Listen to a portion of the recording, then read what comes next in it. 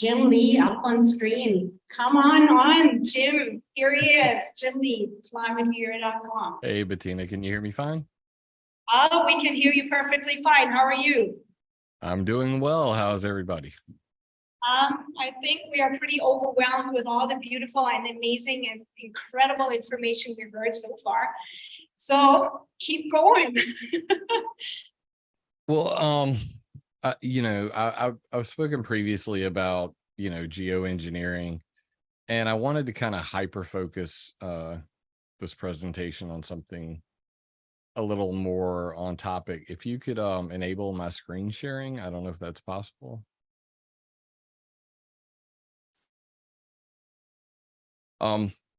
So somebody sent me this document, and it was literally published July 5th, 2023. And there's been a rapid focus on the geoengineering problem as it pertains to airplanes specifically. And I'll just let me bring this up real quick and tell me y'all can see that. Okay, and I'll make it really, really big. So maybe not that big. Towards the elimination of soot and soot emissions from jet fuel combustion. Now, I've focused pretty specifically on soot, carbon black dust, black carbon, all of these things, because this is the cloud seed that makes the problem. A lot of people would argue pumps, pipes, all of these things above, these are simultaneously possible, but this is the untold story, the one that nobody really wants to focus on.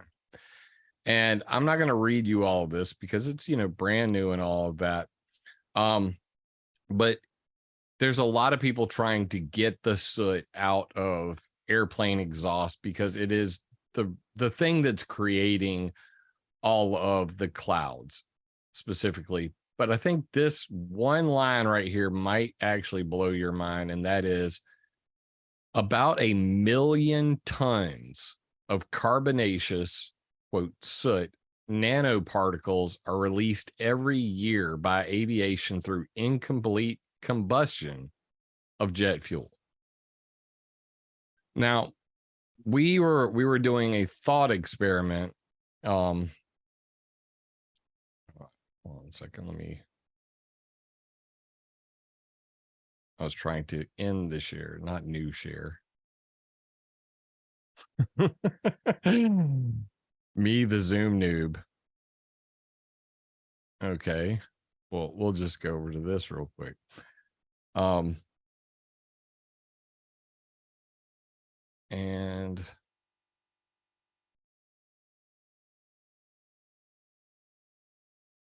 all right, there we go. The soot issue, oh, there's the button. The soot issue has been a big problem because recently the climate elite, the IPCCs of the world, they've realized that the clouds that are being created are basically, in effect, they are the greenhouse. They are what's trapping heat at the surface. We have something called solar radiation management. I'm pretty sure Nikki covered that in her presentation, and that's the idea of blocking incoming solar radiation, reflecting it back to space. But what about the heat that makes it to the ground? Why is it getting trapped at the ground? Is it really CO2, or is it that planes are making a blanket over the planet that won't allow heat to escape back to space? This is why in President Joe Biden's recent solar radiation modification proposal, they mentioned something called cirrus cloud thinning or cirrus cloud seeding. This is a geoengineering proposal to actually melt these clouds away at night, not during the day. They want to keep these clouds because they cool during the day, but at night allow heat to escape back to space. So I kind of want to dive into what does soot have to do with this and how it's really the central theme of this entire narrative. So I'll bring that up now.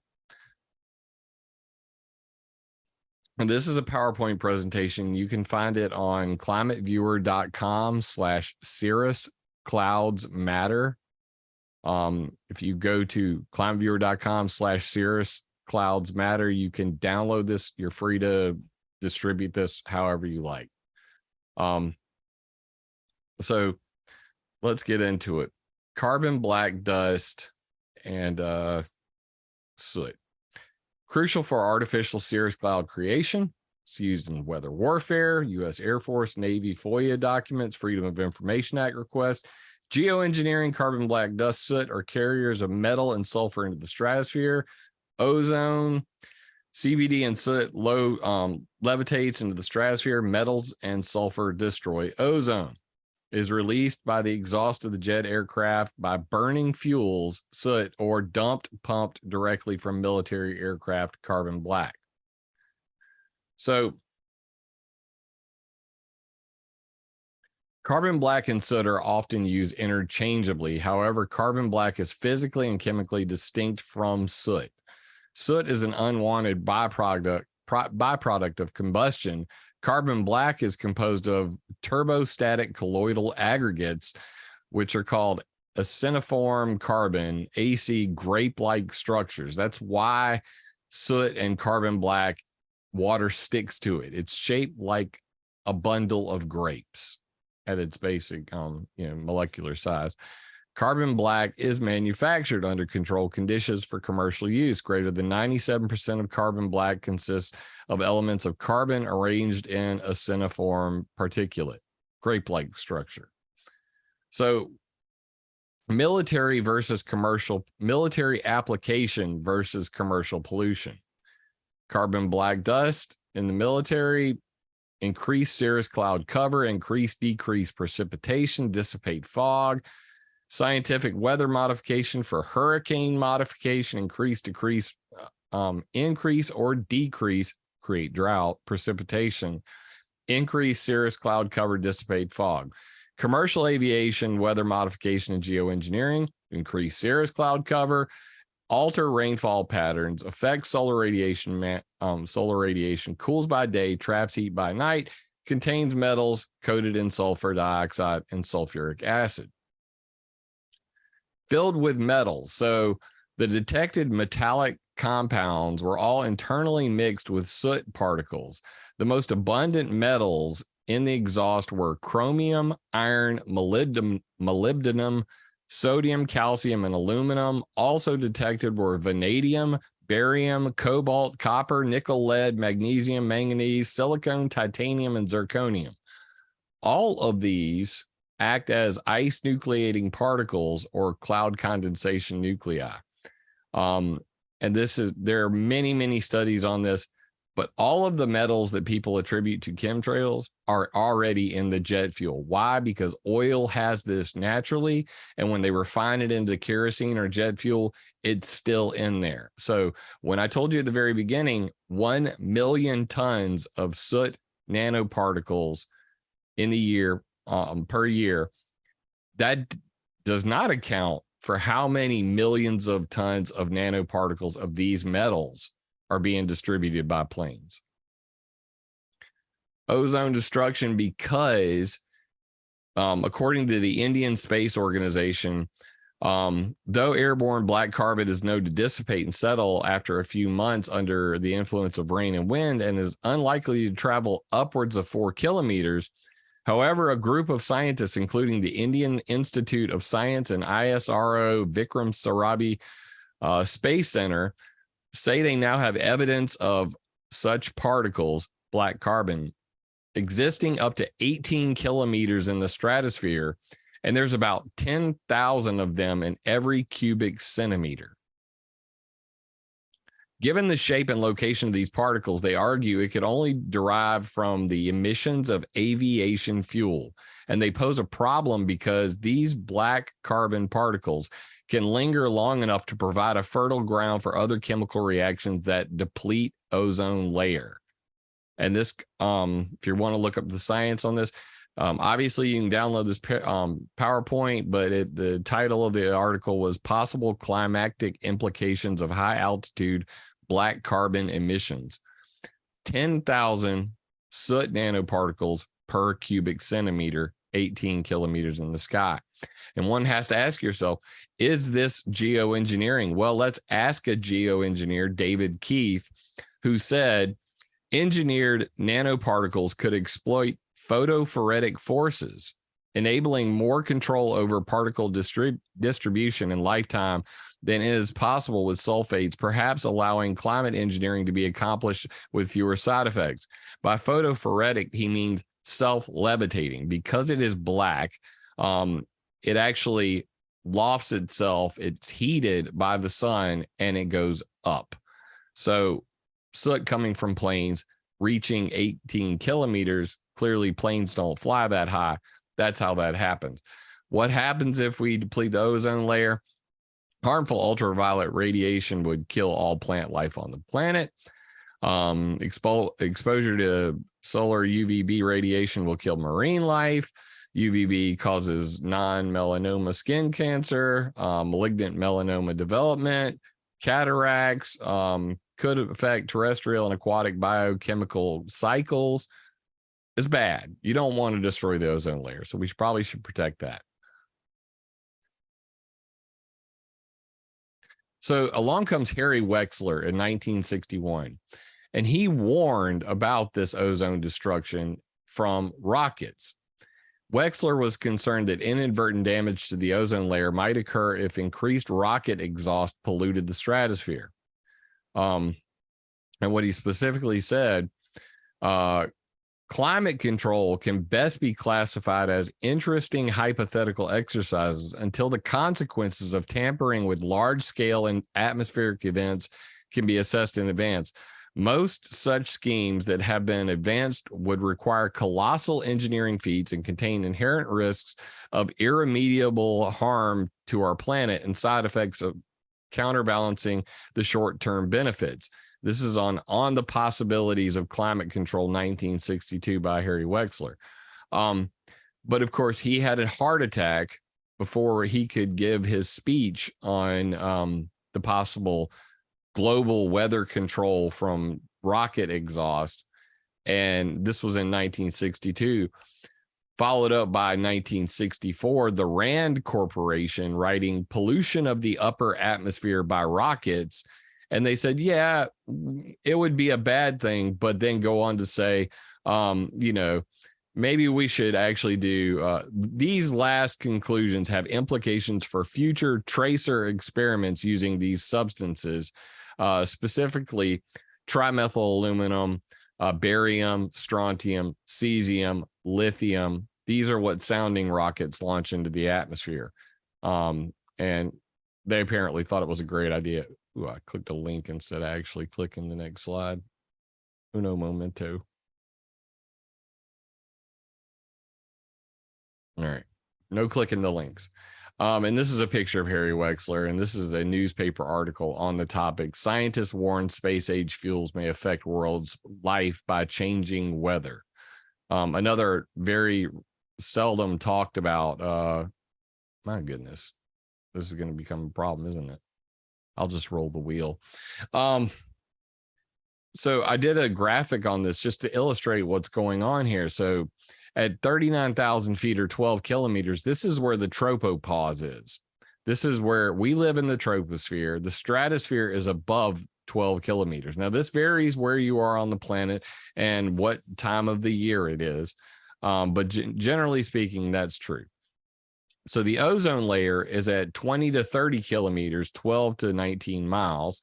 And planes typically fly around that 30,000 feet to, given some 49,000 feet. So they're flying right on the line between the troposphere and the stratosphere.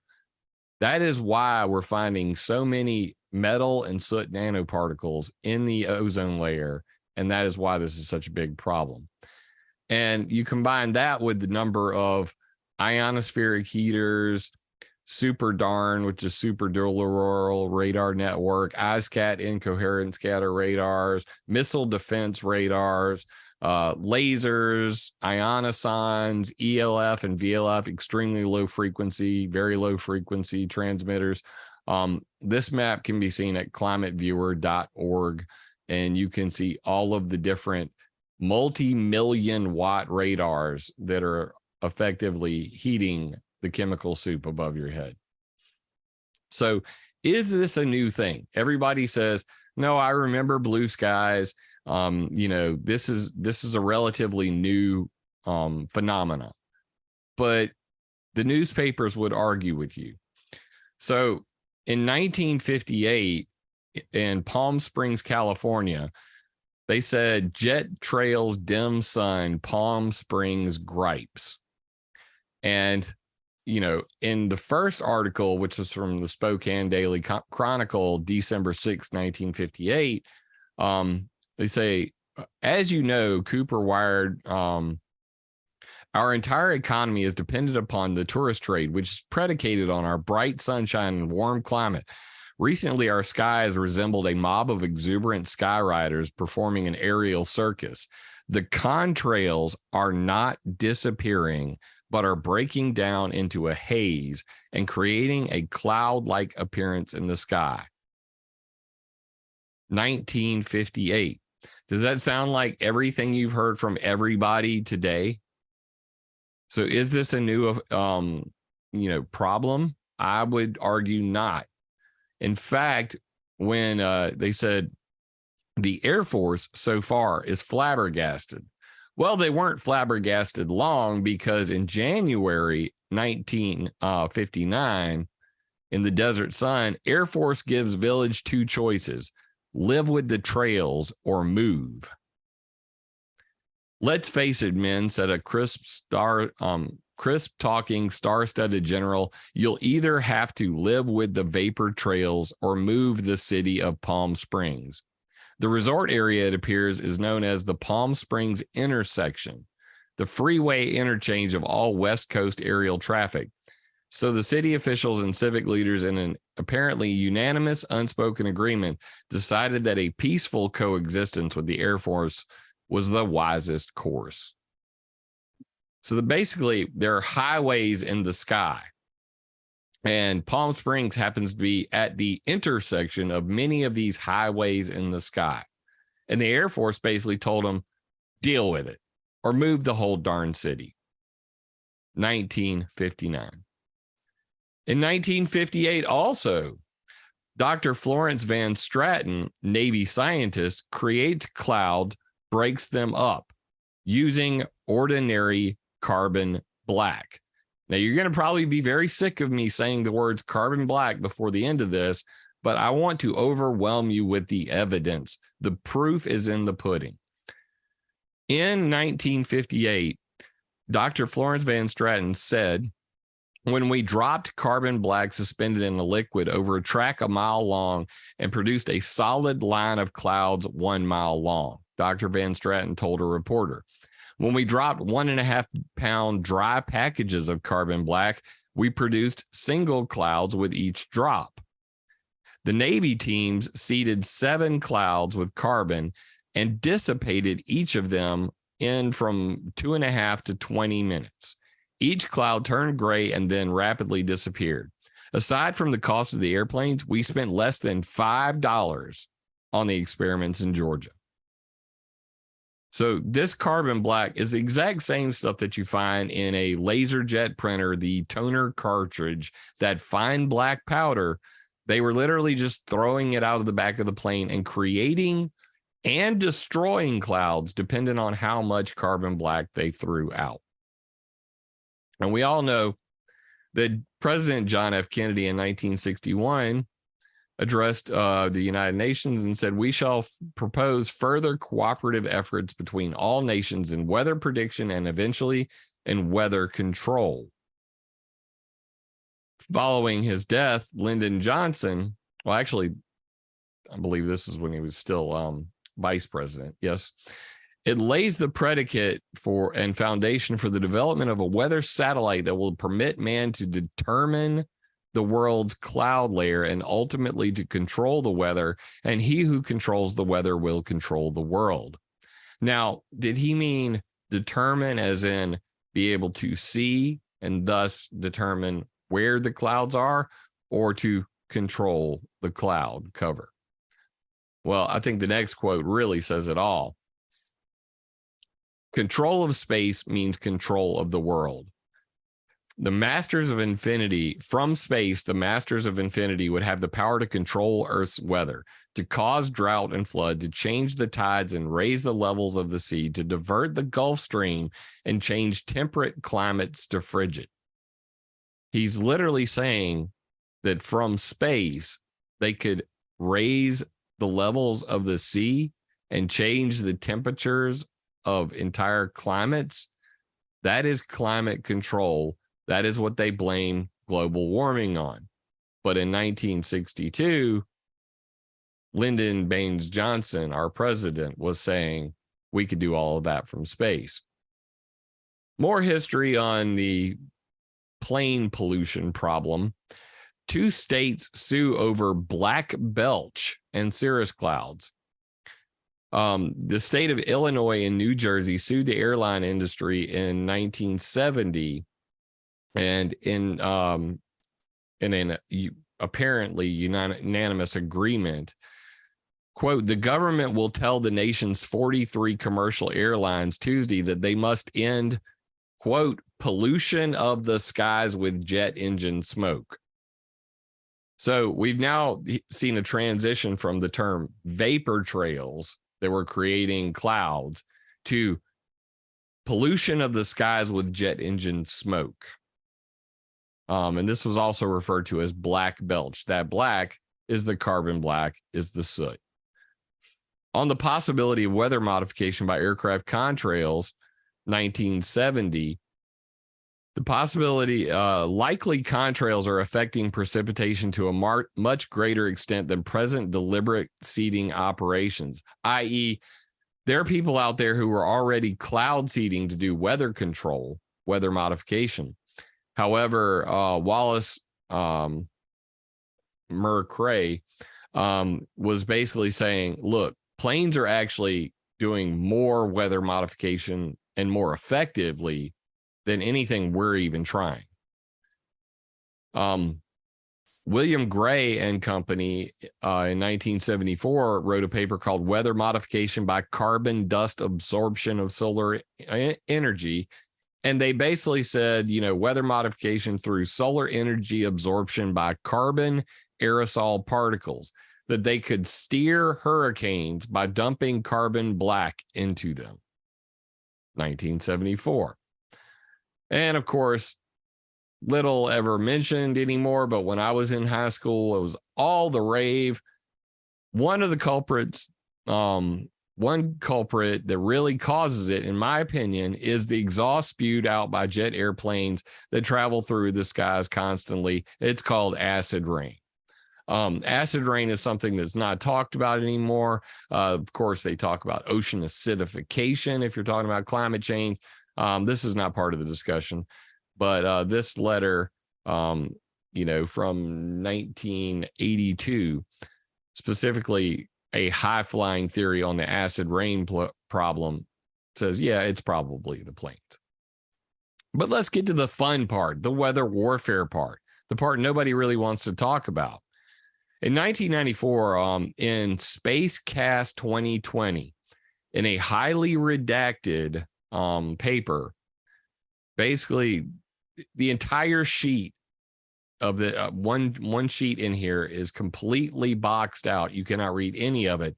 But what you can read is previous USSR weather modification efforts, big redacted block, and then one sentence.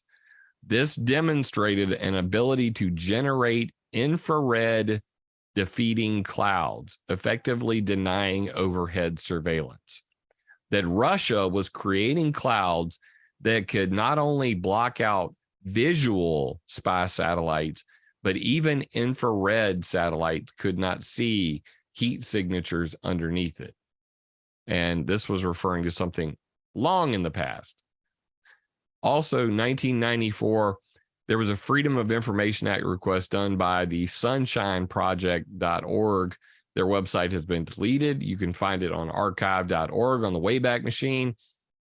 And this is U.S. Air Force Freedom of Information Act request Title: Weather Modification Using Carbon Black, proposed by the United States Air Force Phillips Laboratory Geophysics Directorate.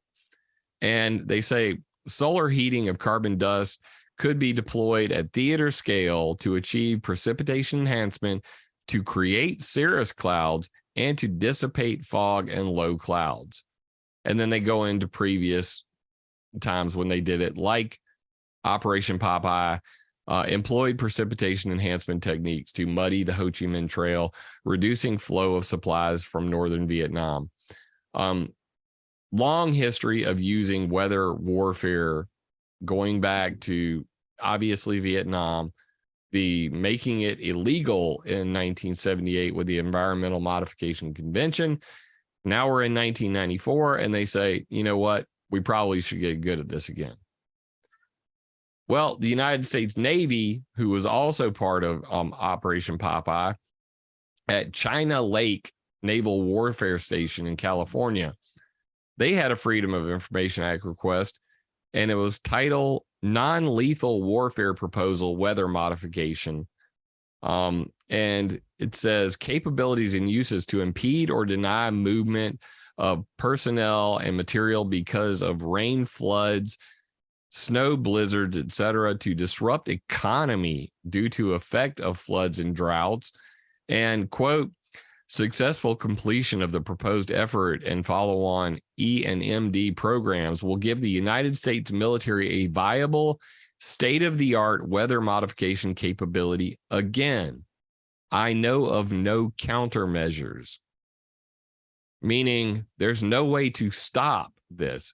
If somebody shoots a heat-seeking missile at you and you're flying in the air, you can deploy chaff, and that will hopefully make the heat-seeking missile go away. That is a countermeasure. There are no countermeasures for weather warfare. And of course, Nikki had just mentioned this in the presentation we were watching. Weather as a force multiplier, owning the weather in 2025. One thing that most people miss about this document is right dead center of the document is a little chart. And I love a good chart.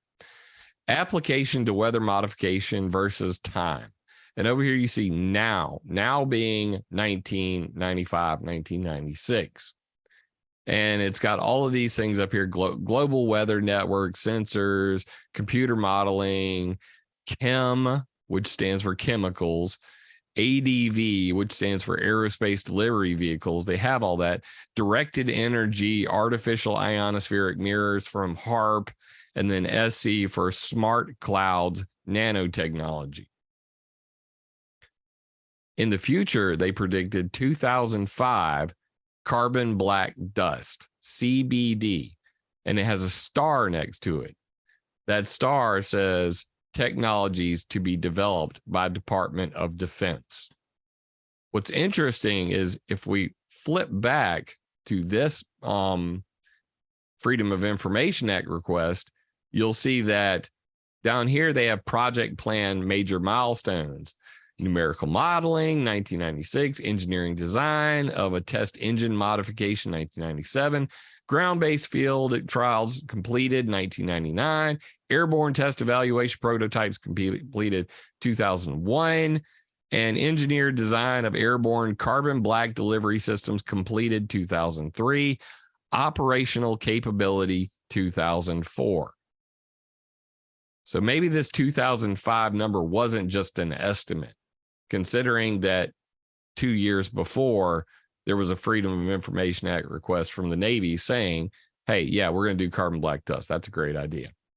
The Air Force one, which was, of course, the Air Force Phillips Lab, was the Freedom of Information Act request. It is no coincidence that Dr. Arnold A. Barnes Jr. gave a presentation at Test Technology Symposium 97, in which he said basically, you know, we're going to use of carbon black to retarget precipitation, fog dissipation, and cirrus cloud enhancement. And he literally has PowerPoint slide says weather modification using carbon black to increase precipitation, to decrease precipitation, to make droughts or floods. And then he goes on to say, this is a slide to weather modification using carbon black, increase cirrus cloud cover. That is what everybody is seeing. Whether you want to call it a contrail, a chemtrail, or a plane fart, whenever the chemicals come out and they make a cloud, and that cloud fans out and covers the sky, that is an ice cloud, that is a cirrus cloud. So when the military is saying that we can increase cirrus cloud cover using carbon black dust or soot, that they want to do it. Why?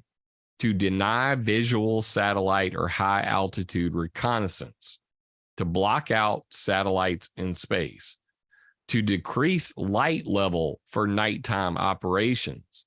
This happened during Operation Desert Storm, Operation Iraqi Freedom, where basically you saw the Republican Guard who had, T-72 tanks and, all this Russian military equipment that was provided to them. But we had night vision. We being America, we had night vision. So going out and creating cloud cover in the middle of the night, making it as dark as possible, gives the military a distinct advantage. So this is a reason why the military would want to create clouds at nighttime to block out the ability for the enemy to see you. And here I have a history lesson on all of the additives and how things came together. And I won't really get into this because it's kind of, redundant at this point. But the NATO single fuel concept, where NATO switched fuels from gasoline-based fuels to kerosene-based fuels from 1988 to 1996. And what you realize is during that time, going from JP5 at 2,100 parts per billion to 9,300 parts per billion of aluminum. Calcium in JP5, 5,000 parts per billion. When they switched to JP8, 31,000 parts per billion, or 31 parts per million. That's a ton of calcium. Calcium is a metal. You go all the way down the list. All of these are the different metals: strontium, titanium, vanadium, zirconium, all the ones I mentioned before. So titanium went from 35 parts per billion to 1,000 parts per billion. You can see it all the way down the board. Nanoparticles of metal drastically increased when all 40 NATO countries switched to this new JP8 jet fuel. This happened in 96, and by 1997, the first article ever written about chemtrails with the word chemtrail in it on the internet, that article was about JP8 jet fuel. So in 2008, President Obama and the Department of Homeland Security had a hurricane modification workshop. As previously mentioned, like in 1974, the idea of dumping carbon black dust in a cloud in a hurricane to steer it. Dr. Mosh Alamaro from MIT University was at that meeting, and he said on hurricane modification by carbon black dispersion methods, risk mitigation, and risk communication. This presentation is focused on use of carbon black aerosol to selectively heat parts of the atmosphere by dispersion of carbon black aerosol above a hurricane. In this diagram over here, they show a C-130 dumping soot into a portion of the hurricane, and then the sun heating that black chemical in this portion of the hurricane over here, and that altering the track of the hurricane. What's old is new, and history repeats itself.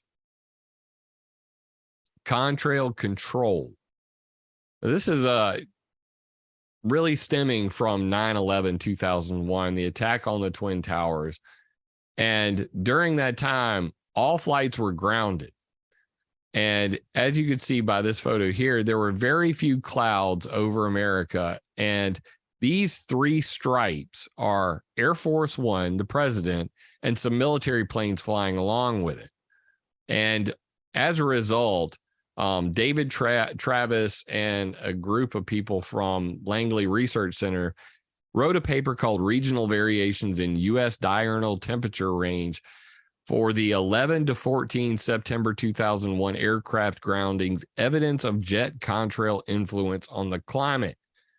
The point they made was that because the temperature at night got colder during this time, because there weren't any flights creating artificial clouds, that the temperature widened between the heat of the day and the cold of the night.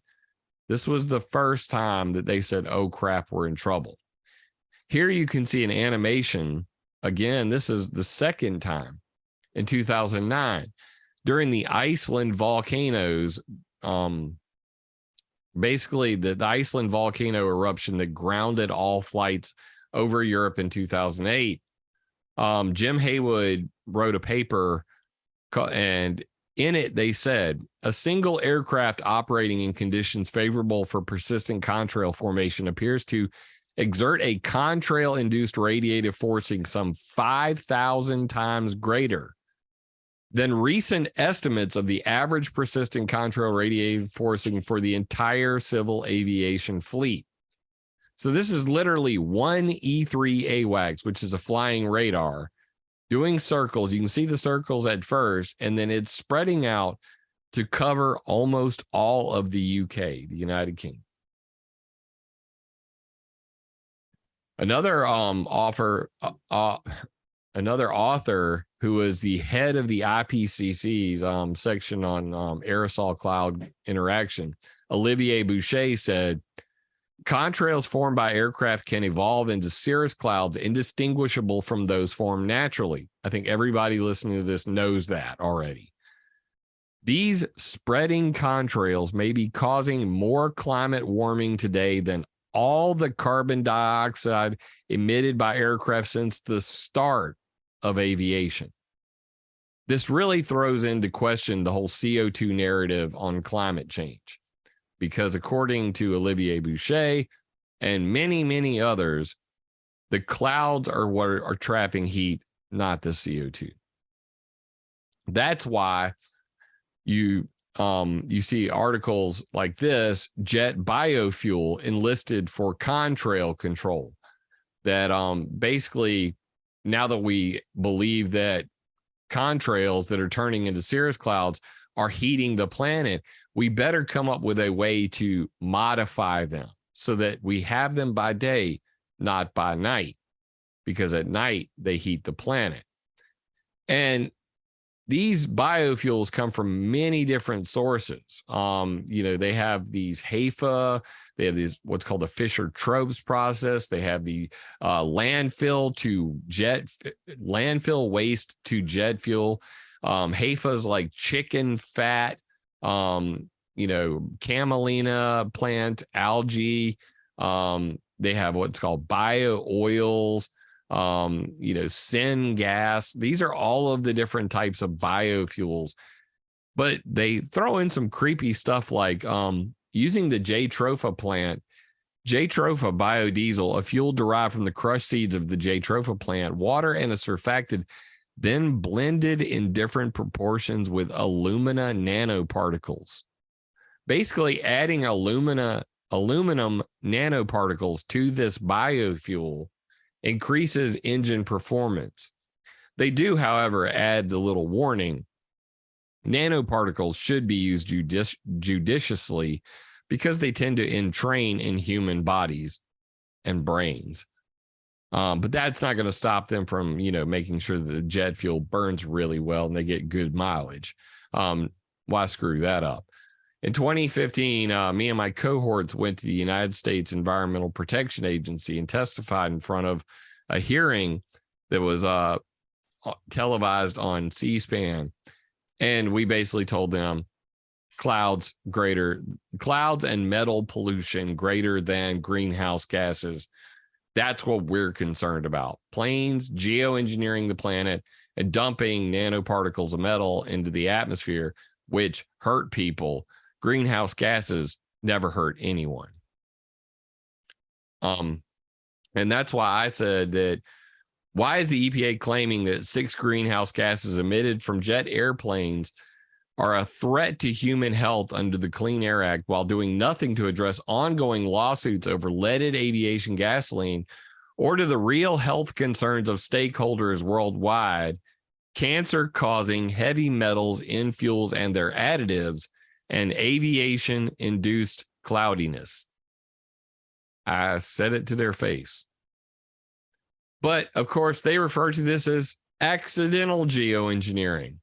Whether it's planes or it's boats crossing the Pacific Ocean, bringing you all those shiny plastic things from China that you don't make in your own country, technocrats have decided to replace natural cloud formation with technological fixes dubbed accidental geoengineering.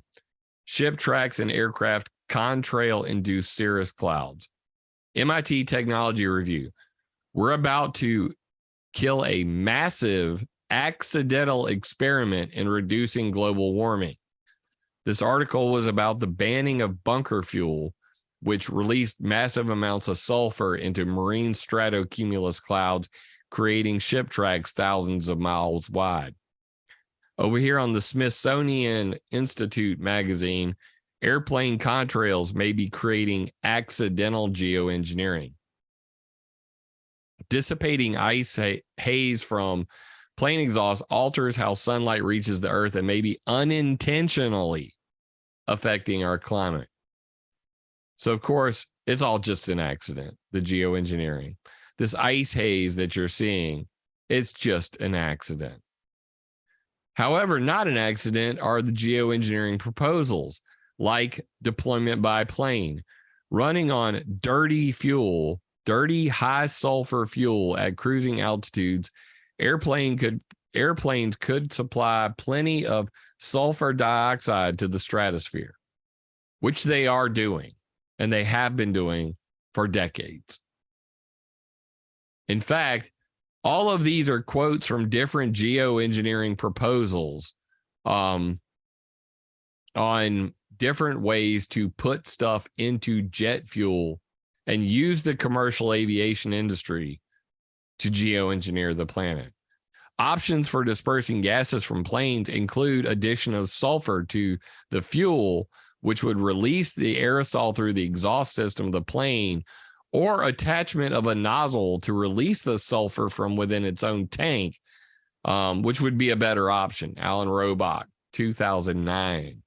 And all of these different ones, another technique examined was the use of commercial passenger aircraft flying high altitudes to inject sulfate aerosols emitted by aviation fuel into the stratosphere. So even the geoengineers themselves, they said, hey, we can just put a whole bunch of sulfur into that, into the jet fuel and let the planes just burn it. So, of course, the NASA, the Federal Aviation Administration, and the Germany's DLR, which is Germany's NASA, have been testing these biofuels for contrail control.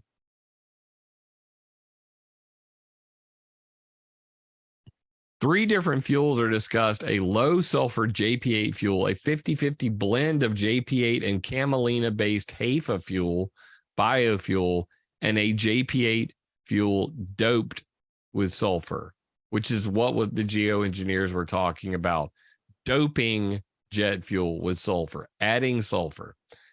The first set of flight experiments were called alternative fuel effects on contrails and cruise emissions, access flights. And then there's the NASA DLR multidisciplinary airborne experiments, ND-MAX, and then the emission and climate impact of alternative fuel, ECLIF-2. So they're actively experimenting. This plane is literally flying through the plane farts to sniff out how much soot, how much metals. Is it going to heat the planet or is it going to cool it? This is no longer an accident. This is intentional. That's why when I interviewed Dr. Rangasai Halthori from the Aviation Climate Change Research Initiative at the FAA, he said, we would like to have more contrail-induced cirrus clouds during the day and none during the night. Ulrich Schumann from Germany's DLR said, less warming, more cooling contrails, predictable for operational planning. And Ulrich Lohmann, this is actually incorrectly listed up here, but it was called a cirrus cloud climate dial.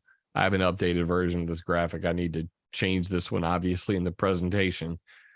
They said if the time and place of seeding is selected with care, the climate effect of cirrus thinning can be enhanced. For that, only long-wave warming effect of cirrus clouds should be targeted, and their solar effect should be avoided. This can be achieved if seeding is limited to high-latitude winters or nighttime seeding. The idea of doing cirrus cloud seeding to melt the clouds away, nighttime seeding, jives with what Dr. Rangasai Halthori said. We want more clouds by day, none by night. And that's how they intend to achieve it. So dope jet fuel geoengineering, stratospheric sulfate injections using commercial aircraft. This is FICA's COOL project, COOL.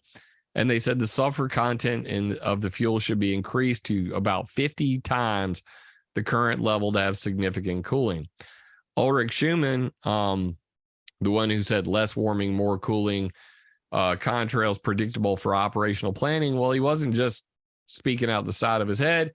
He actually created a computer model called the Contrail Cirrus Simulation and Prediction Tool, COSIP, so that they could predict when and where these clouds would be created. And if they were going to cool the planet, keep them, they're going to heat the planet, melt them away with cirrus cloud seeding, or try to avoid creating clouds at all.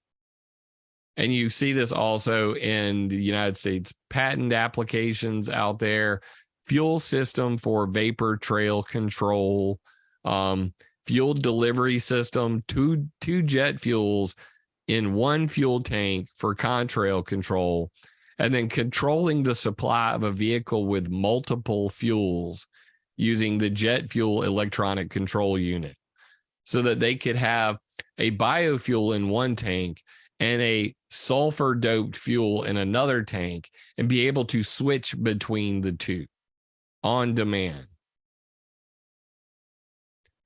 So this leads to the cirrus cloud thinning idea, that if cirrus thinning works, it should be preferred over other methods that target changes in solar radiation, such as stratospheric aerosol injection, because cirrus thinning would counteract greenhouse gas warming more directly, because greenhouse gases cannot heat up if there isn't a blanket overhead. So cirrus cloud thinning, Trude Storyevmo, when she went to the weather modification conference, had this PowerPoint is from there, suggested cirrus cloud seeding material, bismuth triiodide. And then the highlighted section says seeding via commercial airliners. So they literally are saying, well, why don't we just attach something to the plane itself to sprinkle out the chemicals to melt the clouds away if they're flying at night? What are the solutions? Because that's really what GFC is all about, right? Coming up with solutions. Commercial aviation, don't fly. Tell the airline industry you're hashtag grounded. That's what I tell my children when they behave badly. The airline industry has been behaving badly since 1958. That is proven through all of the historical documents, the newspapers, the lack of regulations on their emissions, and the fact that the EPA did nothing after the 2015 hearing we had. So demand that the International Civil Aviation Organization, FAA, NASA, and the DLR pursue options to stop creating cirrus clouds, not create more clouds by day, none by night, which is their current agenda. Scientific, Support the Environmental Modification Accountability Act. Demand transparency, a worldwide requirement to give prior notification before experimenting in the sky. Build a sensor network to detect illegal weather modification and geoengineering activity. Military, support the Environmental Modification Accountability Act. Give the weather warfare ban of 1978 teeth.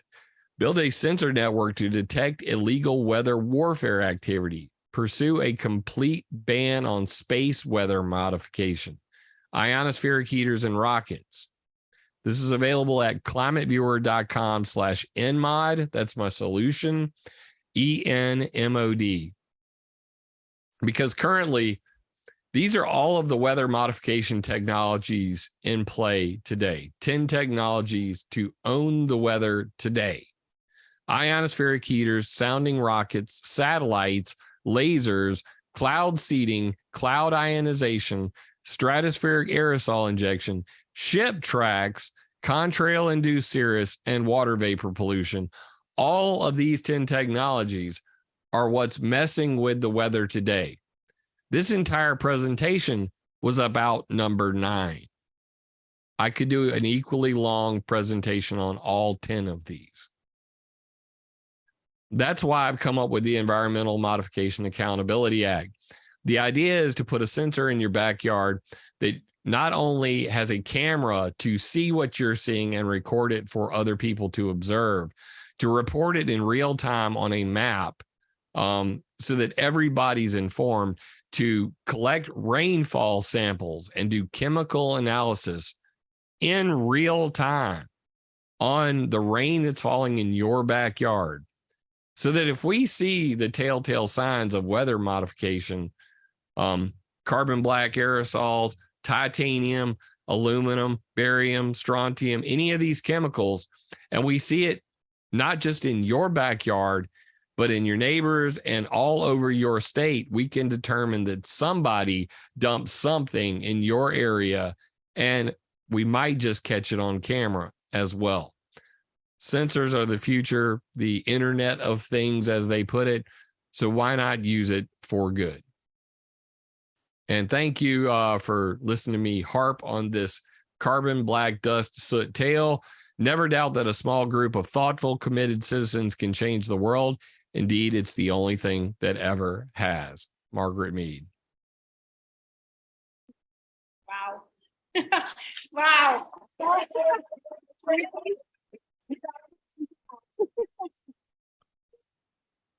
I don't know why you were breaking up when I was just hearing you. Oh, okay. So yeah, there was a big applause for your presentation. Okay, awesome.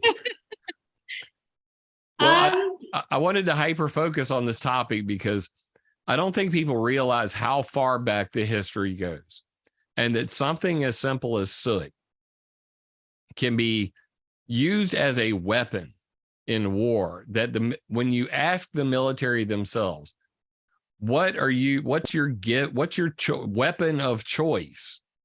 It has been consistently carbon black dust, soot, from 1958 with Dr. Florence Van Straten till today. All of the documentation, including Freedom of Information Act requests, say the same thing. We don't need any special nanobots. We don't need any special, Morgellons or any of these things to do weather warfare. We just need soot. And guess what? Every plane on the planet, and that paper was published literally July of this year, 1 million tons of soot nanoparticles each year go into the sky. So that's the big story that I see. But it's not the military, right? We had a big laugh about this military thing. Jim, I have something for you because I was in contact with one of our MLAs. So MLA is a member of the legislature here in BC. Mm-hmm. And one of our supporters asked him a simple question. The question she asked was, who are flying these planes you see spraying cloud-like formations? And she sent him photos of the Vancouver chemtrails, and he never commented on the photos. So besides the fact that he never commented on anything, so this is his reply. Thank you for the email. I really think it's worth looking at a little physics when it comes to this issue. And MLA is speaking. So, right? It's not mathematically possible for these to be seeding or any other form of containment spread from a plane. Contaminant spread from a plane. There isn't the space within the planes for any kind of material. There isn't the energy output to be able to carry the kind of material required. What is worth considering is this. A plane traveling, let's say 2,000 kilometers, leaving a trail across the sky that is 100 meters wide. This means the material required would be 2 million meters times 100 meters equals so and so many zeros now of material. Let's assume it takes 1 ounce to create what you are suggesting over a 100 square meters area. That means a plane would have to carry 2 million ounces of material. That is the equivalent of 125,000 pounds.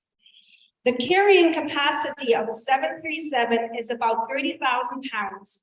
Account for passengers, luggage, fuel, etc. And there is no physical way that this plane could carry any, in capital letters, any material. In addition, it would likely require hundreds of ounces of material per square meter. So I fully understand your concern, but just a little math and physics suggests it's not physically possible. Sincerely, John Rusted. John who? Because I want to know who this moron is. Will you forward me his email so I can thoroughly spank his ass?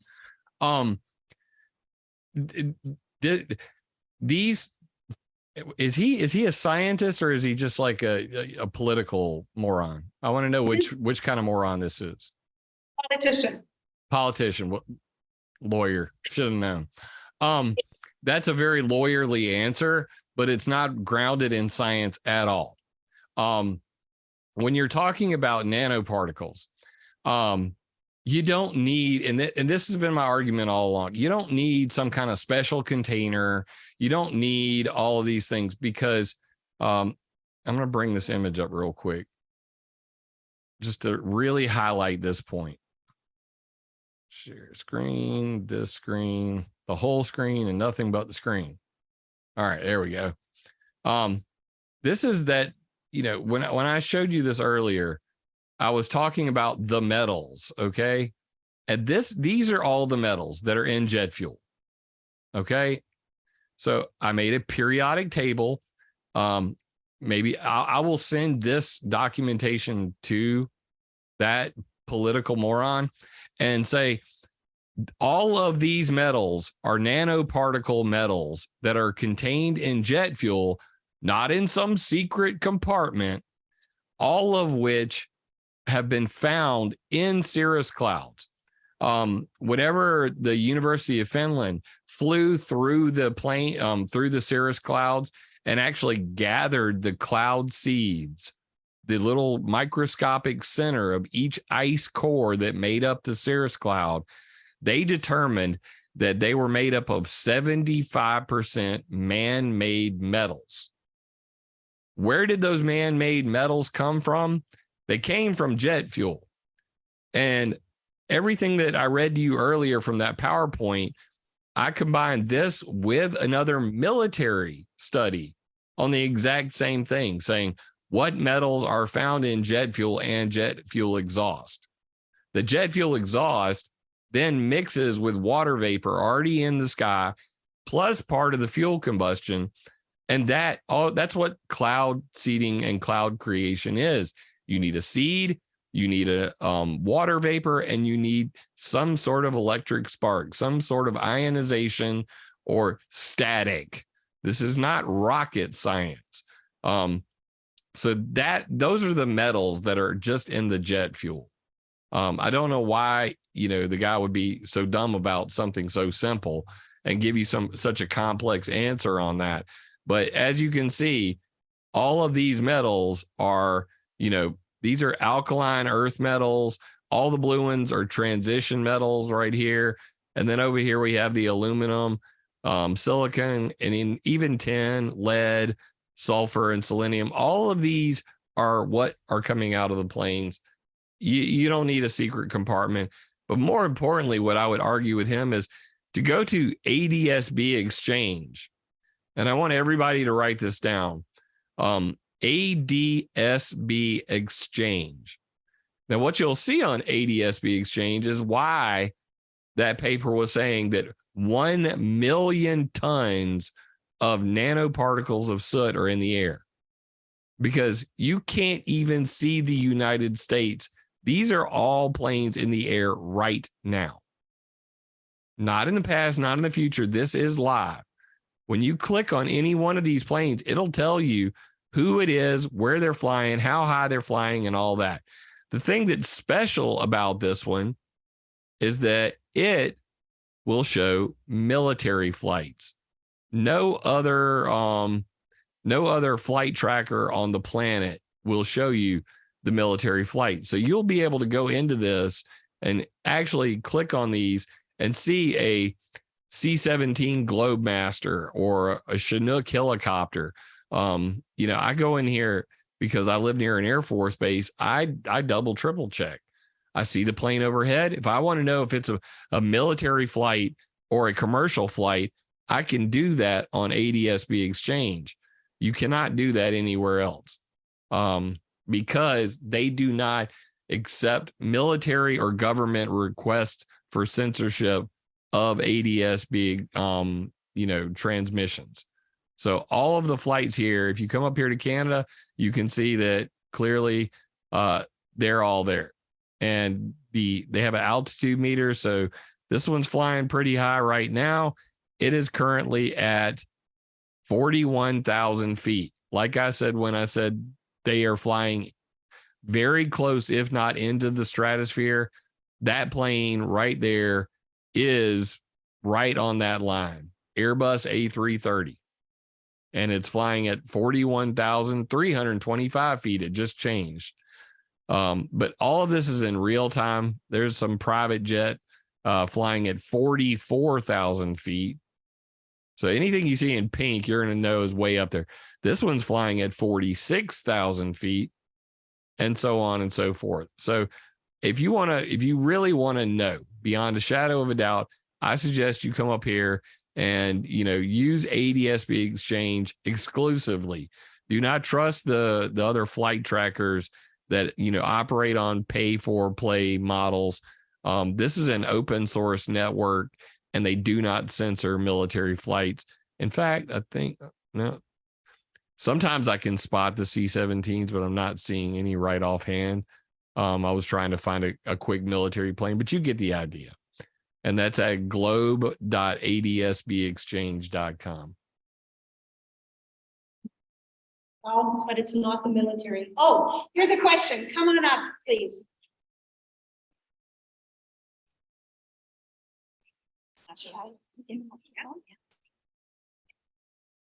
Hi, Jim. Thank Hey. you for being a speaker here at this event. I did hear you twice before, so I'm listening to you the third time. Awesome. And what I'm interested in is, what can you tell us about the pilots who are really flying those aircrafts? Do you have any information on that? So in most cases, most people don't understand that pilots really don't fly planes anymore. It's almost, let's just put it this way. There's a supercomputer at the FAA, and it's called the Next Gen NEXGEN Transportation System. And that's why there are highways in the sky. I'll highlight this one more time, just using the ADSB Exchange. So if you go down here and you look at the southern part of America, you can see this highway. I mean, should be pretty clear to you that there is a highway here. This is why we end up with grid patterns in the sky. So these planes are all following certain flight paths, highways in the sky. The wind is moving east to west or west to east, and a plane comes by. Then the next plane comes by in the exact same spot. You want to test this for yourself? Hold a finger up in the air and actually put your finger on where that chemtrail, contrail, plane fart comes through, and then wait. And then when the next one comes through, you're going to see that this chemtrail is now over here and a plane flies by in the exact same spot. Now the next one comes by and now you got 3 lines all drifting. Where there are intersections, because this is all by wire, this is all computer controlled, the pilot takes off and then they pretty much set it on cruise control. And of course, they're there for any kind of turbulence or any kind of crazy stuff that might happen along the ride. But pretty much they can sit there with their hands folded in their lap and the plane's going to fly itself to the landing strip. And they land the plane. In between, there's not a lot going on. Another part of the next gen transportation system, something called the Aviation Environmental Design Toolkit, AEDT. What this does is it not only it takes in several factors into account, like noise near airports, so they don't want you. I finally found proof. Just going to bring it up on the screen real quick. Yeah, that's a United States military Lockheed Martin C-130J Super Hercules. So if you didn't believe me before about, being able to track military flights, now there's your proof. The Air Force is not excited about them having this ability. Let's just put it that way. But yeah, there's your C-130 right there and its flight path. So you can track military flights. You can tell the difference. You just got to go to your local neighborhood. And when you see the plane flying over, look for yourself. Those are all really close together. But anyway, I digress. That's a Sikorsky Sky Crane right next to it. What are they doing out there? Anyway, moving along.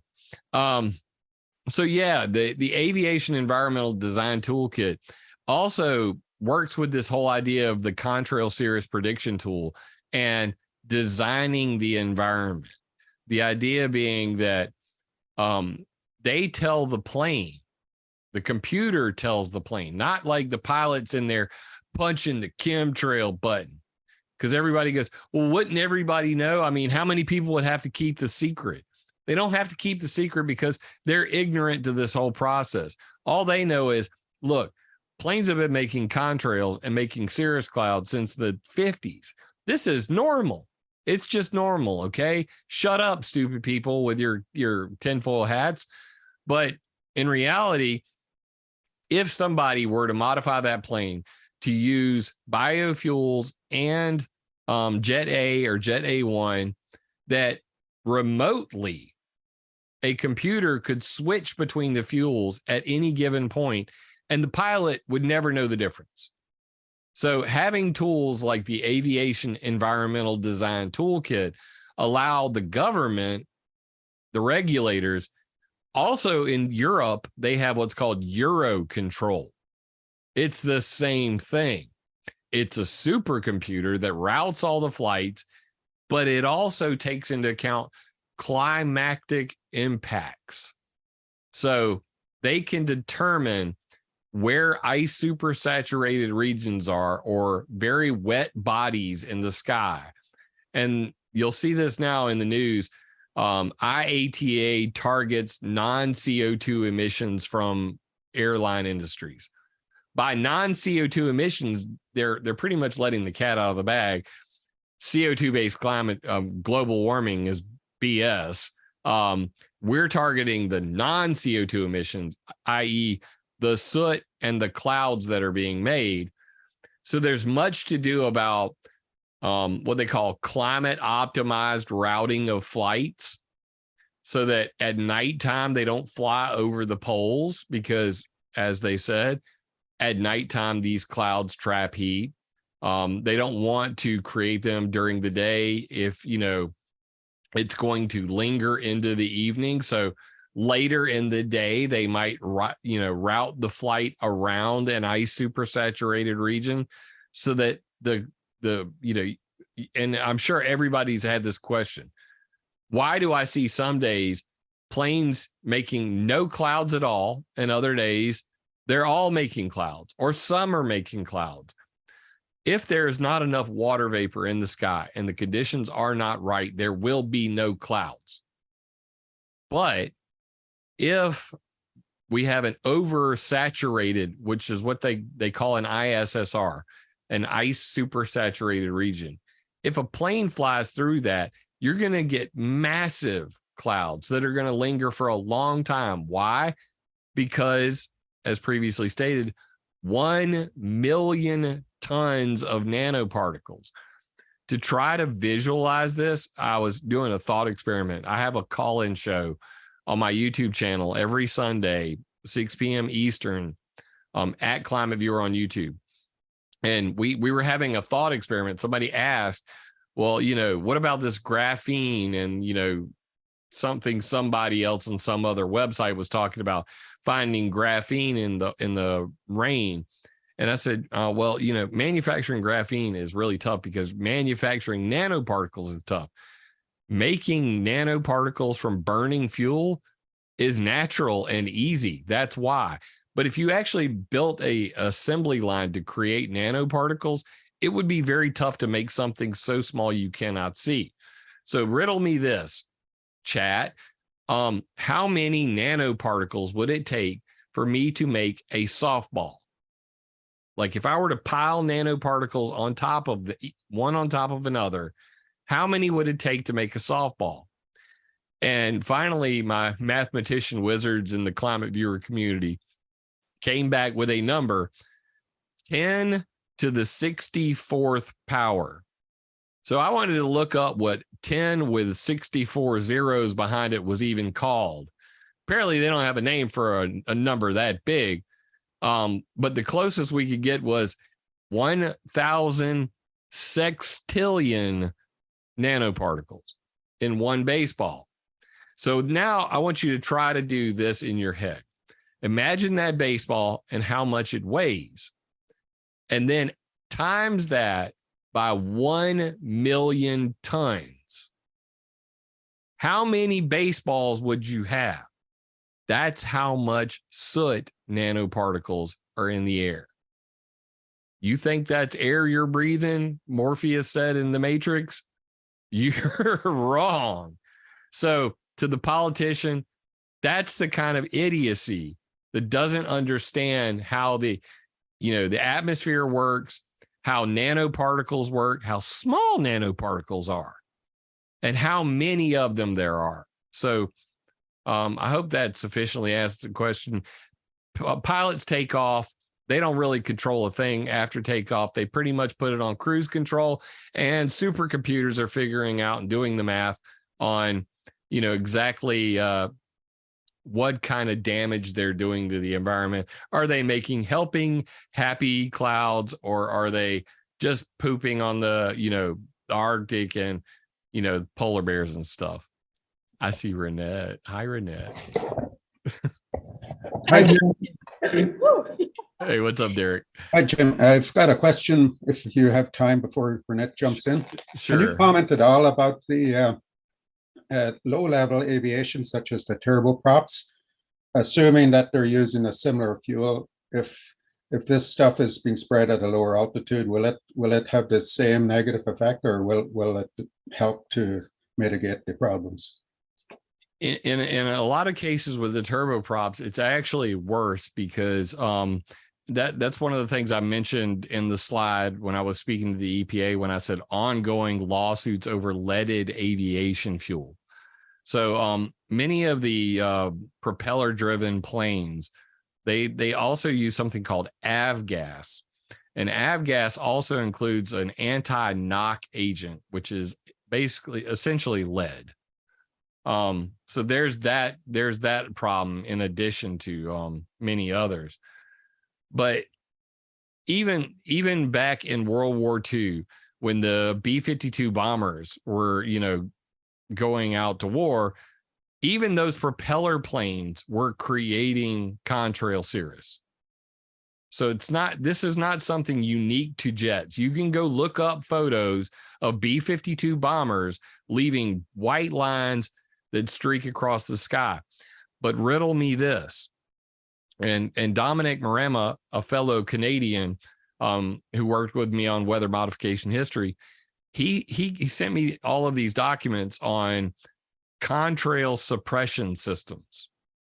So if the military has the ability to not create clouds, then why is this not happening in commercial aviation?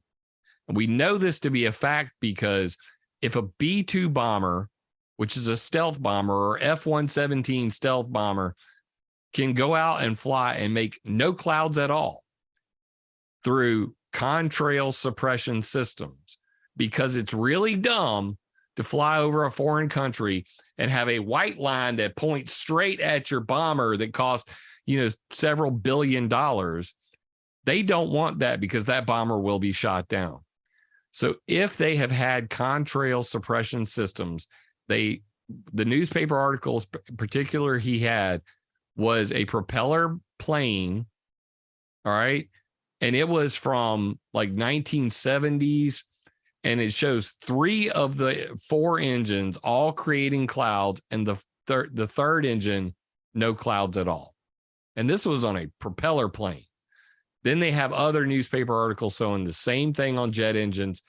If they can ensure that they're not going to create clouds with contrail suppression systems, then why is it still going on today? Is it just too expensive, or do they just not care?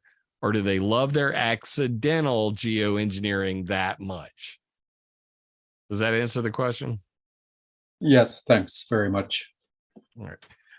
I definitely don't want to take up any of Reinette's time because Reinette's a doer, and I love that about her. So bring Reinette on and go get them, Tiger. You're a doer.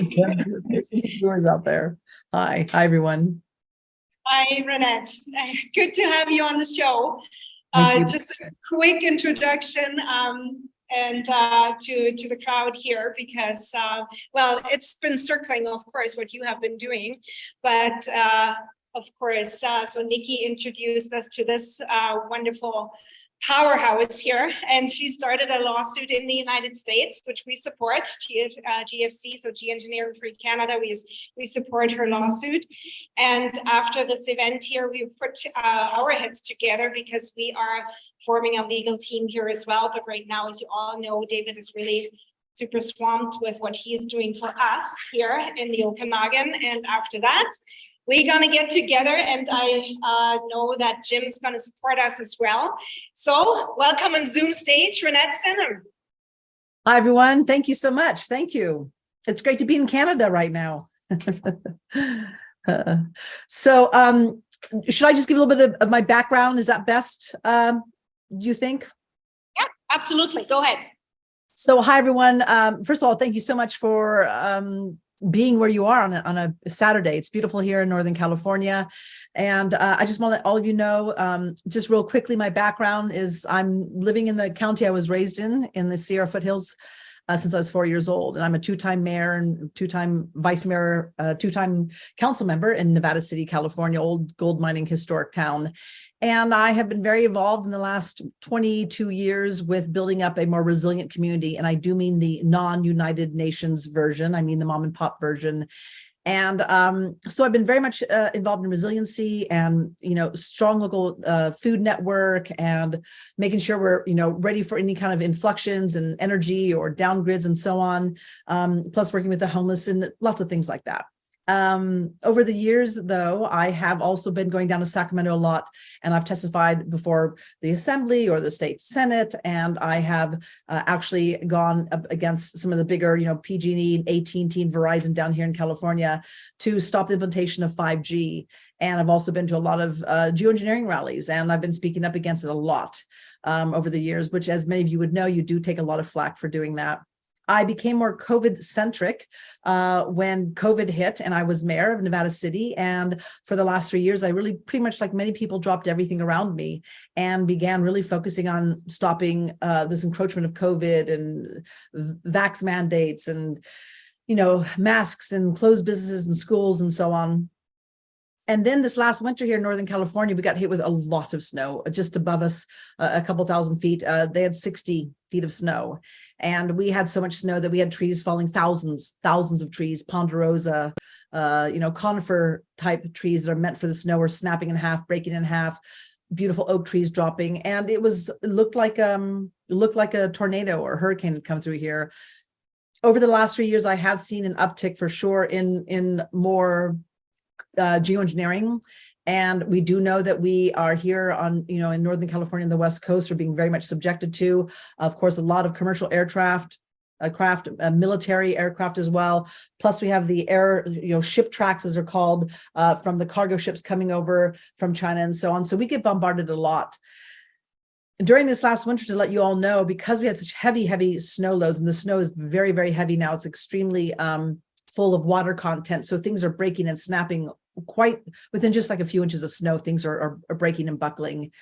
So even our snow has changed a lot. And we had a lot of more mama warriors around Northern California and a little bit in Southern that took snow samples, water samples, rain, and also samples of hail.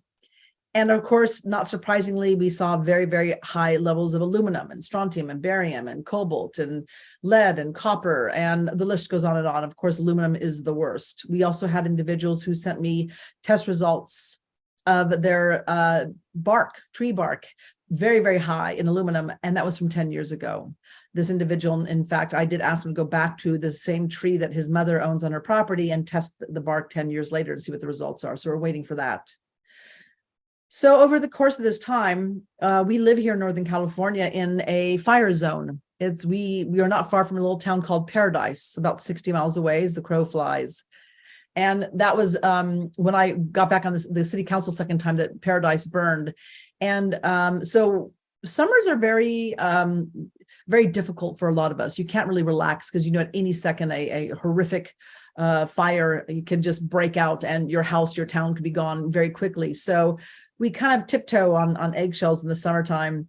And it was winter that you could always take a breath and just go, okay, we're all right. But now, as what happened last winter, a tree fell along the side of my house. 4 days later, 2:30 in the morning while sleeping, a tree fell in my partner's house, sounded like a train had gone through. And that was a tree that hit a tree that hit a tree from our neighbor's property over 100 feet away. So we're watching the trees around us die. I've seen a huge drop in pollinator population, bird population, wildlife. Just overall tree health is plummeting. We've been told that the reason why all these trees were dying, from sudden oak death to bark beetle, is because of the drought. However, last year at this time, we were still in the drought. I was pointing out that trees were dying along our banks of our rivers, right next to the banks of the rivers. So I kept pointing out this has nothing to do with the drought. It's very clear that the trees aren't getting the water. And of course, with the bark results that we've seen, and we know from other studies as well, is that the trees, many of the plants, the plant life, are not absorbing the water, the sugar, the nutrients. And so when you walk into our conifer forest, I don't know what it's like where you guys are, but when you walk into our forest, you used to smell this beautiful, robust conifer smell. And now you barely smell anything because the trees aren't expelling. They're not absorbing. They're not, breathing it in. They're not expelling. And so our trees are very brittle and they're dying all around us. So like many of you, I had been waiting for somebody to start bringing an end to this. And I've been waiting for certain iconic figures, whether they are in the geoengineering world or they're in the attorney world, the legal world. I've been waiting, or they're heads of large organizations. I've been waiting.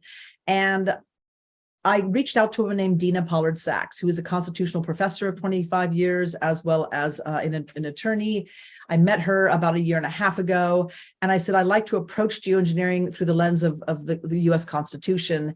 And I don't want to fight the science. We really kind of looked about, like, how can we go about this as expeditiously as possible, as effectively as possible, and realizing, especially out the gate, because there's going to be a series of lawsuits, because there's a series of perpetrators at various levels in various forms. But the most important thing right now out the gate is to identify the lowest hanging fruit, the easiest target that we can come in sideways. And I equate it to Al Capone, bringing him, getting him thrown in jail because of, tax evasion. So we're coming at this sideways. We're not attacking science against science. It's too expensive, too lengthy. It's a she said, he said court case. And so we're coming at it at a different angle. We're coming at it looking at everything from protocol, administrative, the National Environmental Protection Act here we have in the United States. Was that abided by? So we're looking at these things. And so what happened is when I spoke with Dina Pollard Sachs, it was April 18th, I believe, that I decided to do a Give, Send, Go. So if you go to Give, Send, Go, you'll find Stop US Geoengineering Legal Fund. And we began raising money for the first series of legal research and deep dives. So we have been successful. We've gotten through the first phase. We wanted to raise 50,000. I think with Give, Send, Go, plus what I've received outside of Give, Send, Go, we're around $40,000. So we've done the first round, which allowed us to kind of look at the playing field, identify that low hanging fruit, and go after the most effective target that will also have a ripple effect. It will give us what we call street credentials. We'll have a bigger donor base, get more publicity to mount a larger fight against a larger perpetrator. So we accomplished the first round. Now we're starting up the second round. And the second round is we've identified who we're going to go after. Many of you may be familiar with a company out of Box Elder. I think it's South Dakota. Could be North Dakota, but I think it's South Dakota. And they have what's called Make Sunsets Incorporated. Make Sunsets Incorporated was essentially banned in Mexico, the country of Mexico, just the beginning of this year, when last year Make Sunsets shot off a few launches of weather balloons with sulfur dioxide and other proprietary compounds. We don't know what they are. And they did these experimental geoengineering projects over Mexico. Well, Mexico is now banned experimental geoengineering projects. However, I have to say all geoengineering projects are actually one gigantic experiment. So there's a little irony there. So what's also happened, interestingly enough, is now Make Sunsets has left Mexico, but of course, they've now come to the United States, where they live, and they've launched already a few weather balloons. And what they did was, just this last year, they had to apply to the Department of Commerce through NOAA, the National Oceanic and Atmospheric Agency. And what they had to do, or administration, they had to actually apply. I think it's N714. It's a certain application that does not ask permission, is not a contract, is not, there's no oversight or approval whatsoever. It's just a reporting system of your planned and your reportings of your geoengineering projects, whether that is the sulfur, the silver dioxide or silver oxide being shot up from canisters from the ground, or it could be weather balloons, it could be SIAs, it could be military, it could be research organizations, it could be a corporation, does not matter. You just have to fill out this form. Make Sunsets, their form is filled out for the next 200 years. 200 years they plan on doing these projects. There's never been any kind of environmental impact statement, which is required by federal law, is required. And so basically at this point in time, we're looking at the procedural, applicants, applications, and what they did and what they did not do according to federal law. This is the best shot we have right now. So now that we're beyond the legal research phase of like, who are we going to go after and how are we going to go after them? I can't give you all the specifics beyond that. There's a lot more, but I can't. Now we're in the phase of, okay, now we got to get ready to file. We also have something that's very important I have to share with you. Interestingly enough, on June 3rd, President Biden signed the debt ceiling legislation, and within the small print was something that essentially eviscerated NEPA, the National Environmental Protection Act. That has been in place since the 1970s. It is the biggest congressional change of NEPA in its history. It essentially looks like it has the fox watching the hen house. And interestingly enough, we've had some environmental attorneys and experts look and do an analysis on these NEPA changes, and they said it's a hot mess. It's contradictory throughout. It makes no sense, terribly written, and ultimately they realize it's going to have to be decided by a court. And ultimately, we do not believe that this legislation that was signed by Biden is even legal. So we do have to look at that as well. So we're kind of looking through that lens because that's going to have an impact on us. So we're right now dealing with the NEPA, and we're also now looking and doing the deep dive also on other legal cases, precedents, how it applies to us, and exactly how we're going to come in and put in basically an injunction, a relief injunction on make sunsets. But this will affect all the other applicants through NOAA who are doing these geoengineering and weather modification programs. So this is small, but it's not small. It's actually huge. It's going to have a big ripple effect. So that's in a very, very tight nutshell. I don't know if you have some questions. I kind of gave you a lot really quickly.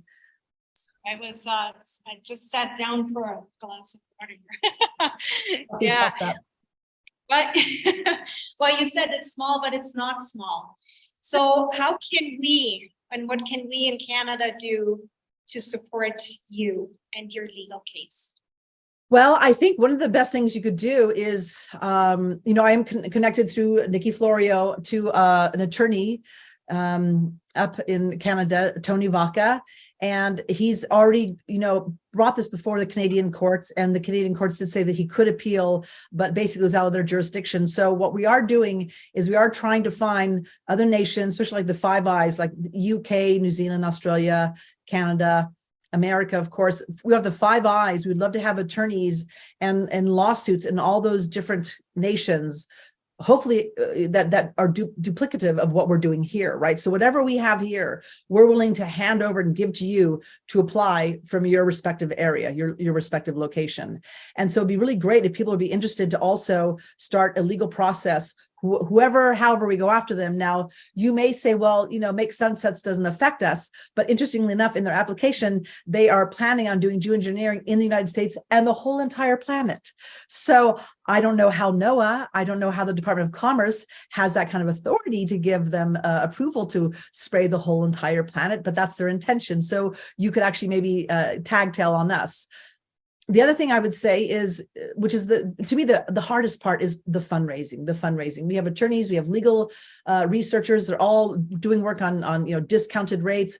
I'm doing this for free. I'm willing to do the heavy lifting. We have people willing to do the heavy lifting, and we're going out there. And the two big things we need is publicity. If you know influencers, radio show hosts, publications, anybody who has a presence to get the word out there, that would be fantastic. A television show, as well as a fundraising. We're looking at doing some kind of online fundraising where we'll bring down some different experts in the respective fields to do a 2-hour show, raise some monies, have different geoengineering groups around the country, around Canada, watching at the same time, trying to possibly raise, okay, this is how much we think we can raise. We can raise $1,000 from our group, or $2,000 or $10,000. And we try to do a massive fundraiser around the nation and around North America. These are the two biggest things that we need the assistance with. Everything else, we've got the best attorneys. We've got a great team of attorneys. They're the best in evidentiary, constitutional, environmental law, and they're doing a superb job. Many of them are on a huge learning curve around geoengineering. They were not really familiar with it, but again, they're coming at it through the environmental and the constitutional lens.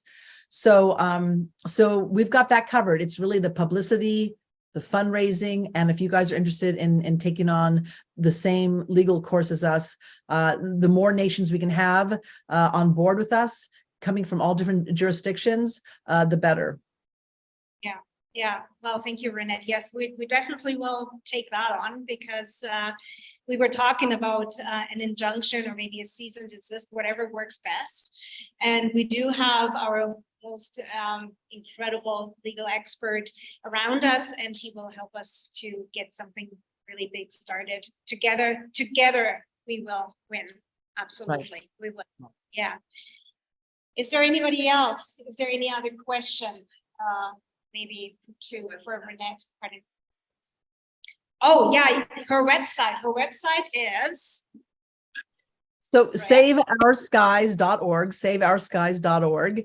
And then the umbrella organization, which is the 501c3 here in the States, is known as Gen7. That's GENSEVEN, gen7.org.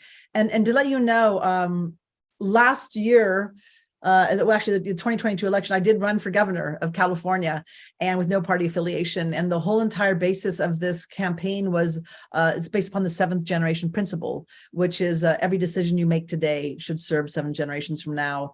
And so Gen7 is the umbrella organization that has Save Our Skies underneath it. And so there's that. And also Dina Pollard Sachs, she also has a new website called Lord Advocates, Lord Lord Advocates, lordadvocates.org. And she's all about taking on fights like ours, like really going out there and protecting the environment and our civil liberties and so on. So Lord Advocates, saveourskies.org, and also Gen7. And also, you know, here in the United States, just to let you all know, when I was running for governor, I was telling the story how when I was on the city council and as mayor, I'd always been asking, once you get elected, then what's your measurement for your leadership? How do you know someone's making a good decision? And that's when I really turned to that 7th generation principle. And most people don't know, but the great nations of the Iroquois Confederacy inspired our forefathers. Benjamin Franklin spent a lot of time with them, and they have what was known as the Great Law of Peace. And if you hold them side by side, the Great Law of Peace and the Constitution are almost verbatim. And the one thing that we did not really focus on as heavily as they did is that 7th generation principle. So what I've been saying to people as a leader, and what Gen7 is about, is holding our leaders, the legislators and so on, and the decision makers up to a standard where we can ask ourselves, the decisions you're making right now, is that serving 7 generations, or is that taking away from them?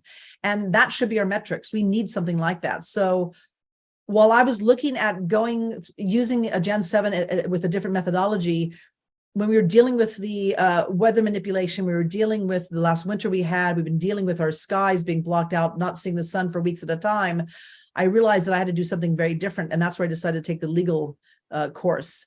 And I realized that it doesn't matter what's important to me, whether I want to save the salmon or the redwoods, as long as they're being sprayed with these heavy metals and these chemicals and so on, we can actually be sprayed with anything, we're not going to make it to 7 generations. So, and that's because our salmon, our redwoods, you know, our hummingbirds, our pollinators, they're all slowly being poisoned, including ourselves. And so I realize in order to even support that 7th generation principle, we have to reclaim and clean up our skies before we can actually, you know, have the healthy planet that we all deserve. And we absolutely need. Yeah, absolutely agreed. And you were mentioning the hummingbirds. The hummingbirds where I live usually come around mid of April and leave, I would say mid of August to the end of August. They are gone. They are not even, they didn't really show up. I saw 5 of them. And yeah, it was really devastating because I love them so much. They're so so cute. But yeah, so they came in late.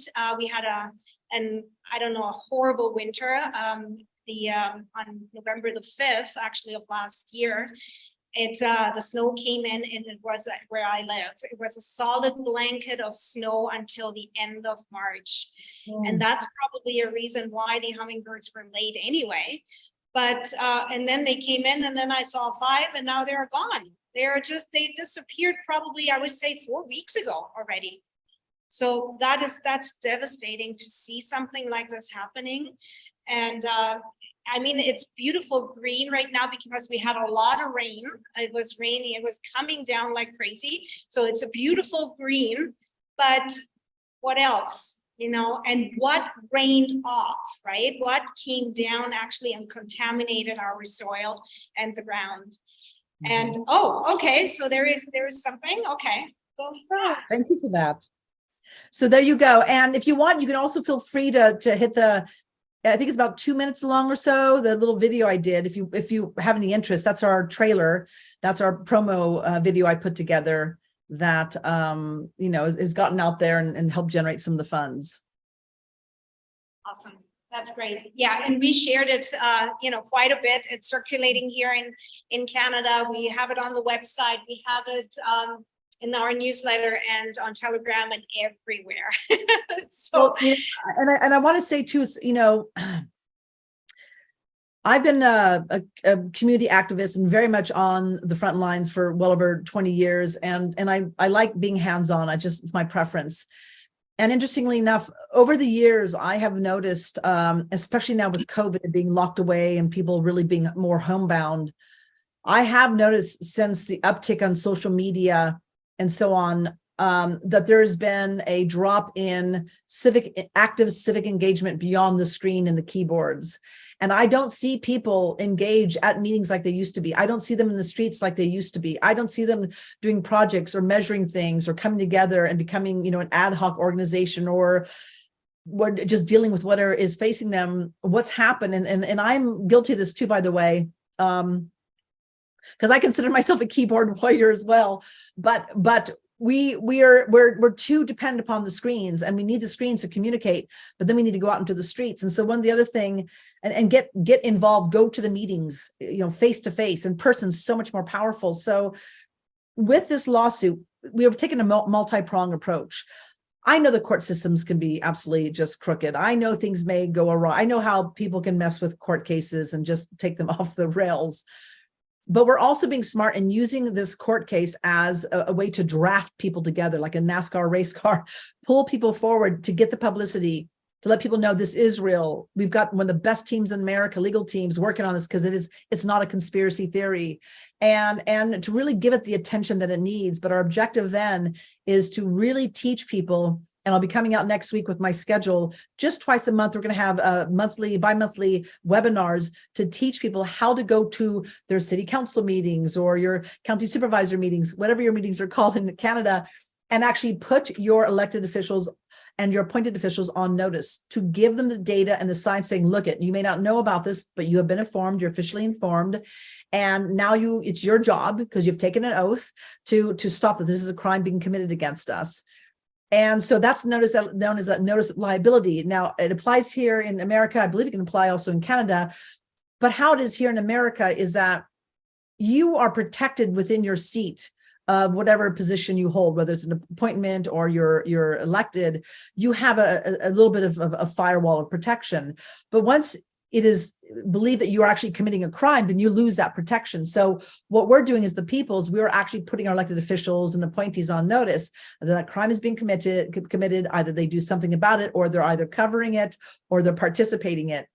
And so that's a notice of liability. And we're also going to teach people how to do open letters, which is basically also scientifically based. You send it off to your water or air quality board, you send it off to your leaders, but you also make sure you put it in the newspaper and you put it in print in public so they can see it's an open letter, again, putting all these different entities on notice. So we want to do that. We want to have people at intersections, over overpasses. We really want people to start paying attention to the skies and paying attention to the rain and the snow and the hail, water sample results, and realizing that we have to change drastically, because I think we are in the midst of a collapse, a biological collapse.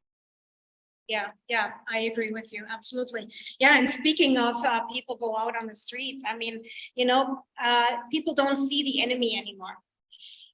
We saw the enemy when we had to put the face diapers on, which I never did.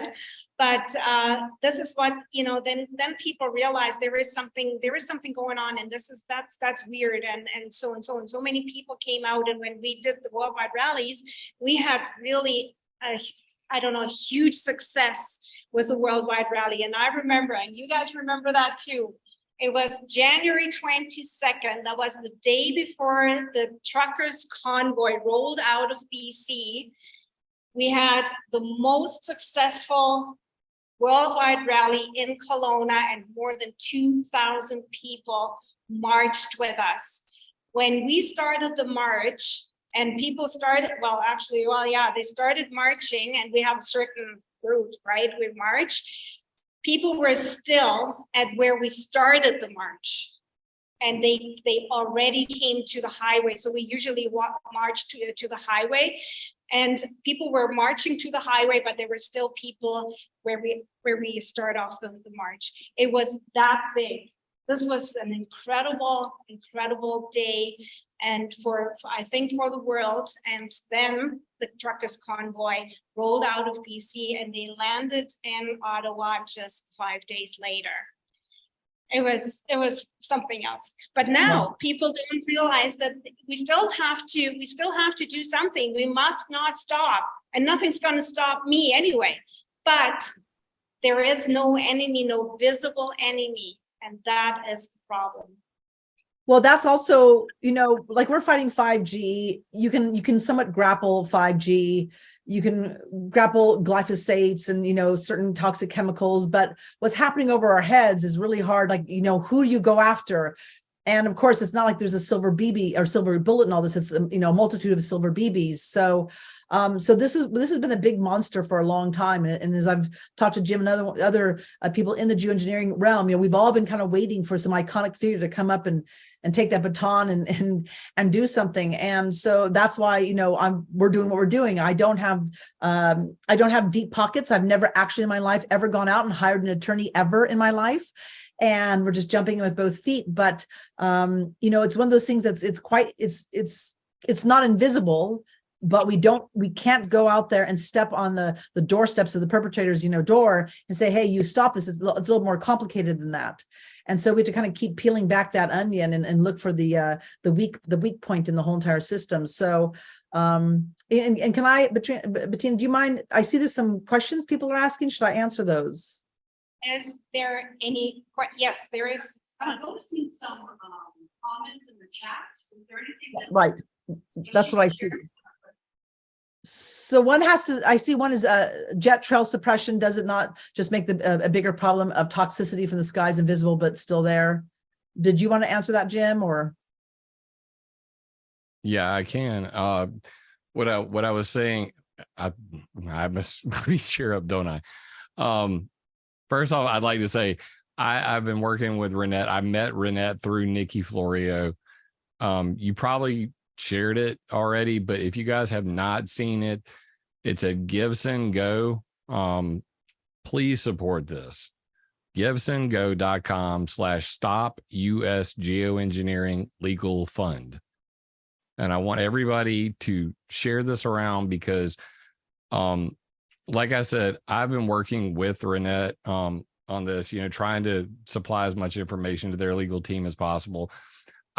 I'm a good judge of character, and I know that Reinette and company are definitely, you know, part of the good ones. Definitely not out. This is not a money-making gimmick. I have met with her lawyer. Her lawyer is real. So please support what Reinette's doing because I don't know of anybody else who's going to be willing to do this. I certainly can't do this. I might know everything there is to know about the topic, but I sure as hell can't, you know, find a lawyer and get it done. And by making an example of Luke Eisman and Make Sunsets, this would set a precedent of, you know, basically, you know, letting people know if you screw with this guy, there are penalties. Like you can be held to account. But Graylin asked in the chat about jet trail suppression. Does it not make a bigger problem of toxicity in the skies invisible, but is it still there? And I said, yes, more poisons, less clouds, just invisible clouds.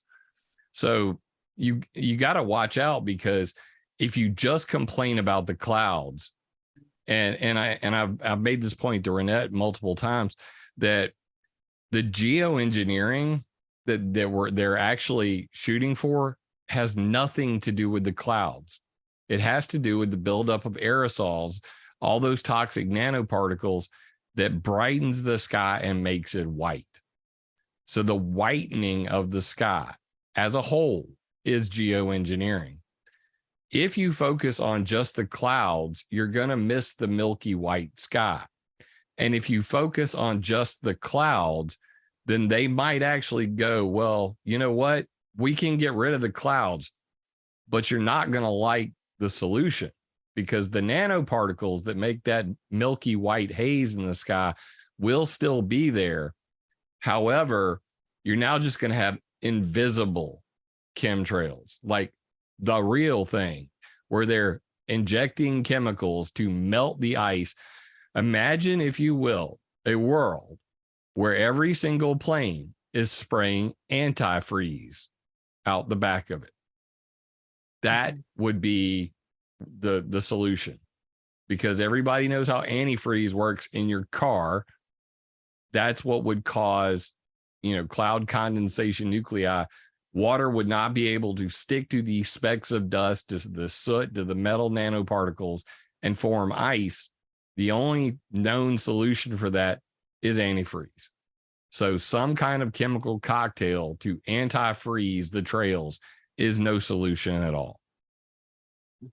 And real quickly, Reinette had said something that kind of just struck a chord with me. It resonated. And I wanted to just kind of highlight this with a tiny little skosh of science that you guys might find interesting. She said that she noticed that there aren't as many people who are willing to do something about this. And there's a gentleman by the name of Alexander Shizvesky, who put forth this idea of what's called sunspots and mass excitability. So I did a little chart real quick while y'all were talking, and I'm going to share the screen real quick. You did. Of course you did. I wanted, because it resonated with me, so I wanted to make sure that you guys got to see this. So I'll put it up on the screen real quick. So this is Alexander Chizhevsky. I'm hoping I'm not completely butchering that. This is the guy's name. And one of the reasons that we're seeing a real slack off in the activism side of things is because of the sun, according to him. So he came up with this idea of sunspots and mass excitability. And in it, he describes basically the four components of Shizhevsky's 11-year cycle of the sun. So I'll just, I took the four cycles, and then I looked up, exactly where we are in the solar cycle to give you an idea of what the hell's been going on. And this is what it looks like. So that's supposed to be at the end. Anyway, all right. So 2018 to 2021, a 3-year period of minimum activity characterized by passivity and autocratic rule. 2021 through 2023, a 2-year period during which masses begin to organize under new leaders and one theme. Sound like the global warming alarmism to you? The next solar maximum is in 2025. Isn't that a magic number that's been mentioned multiple times today? Owning the weather in 2025. The other paper about the military in 2025. 2025 and 2030, you hear these numbers over and over. There's reasons for this, because they understand how the sun and the moon affect human emotion and their ability to do things.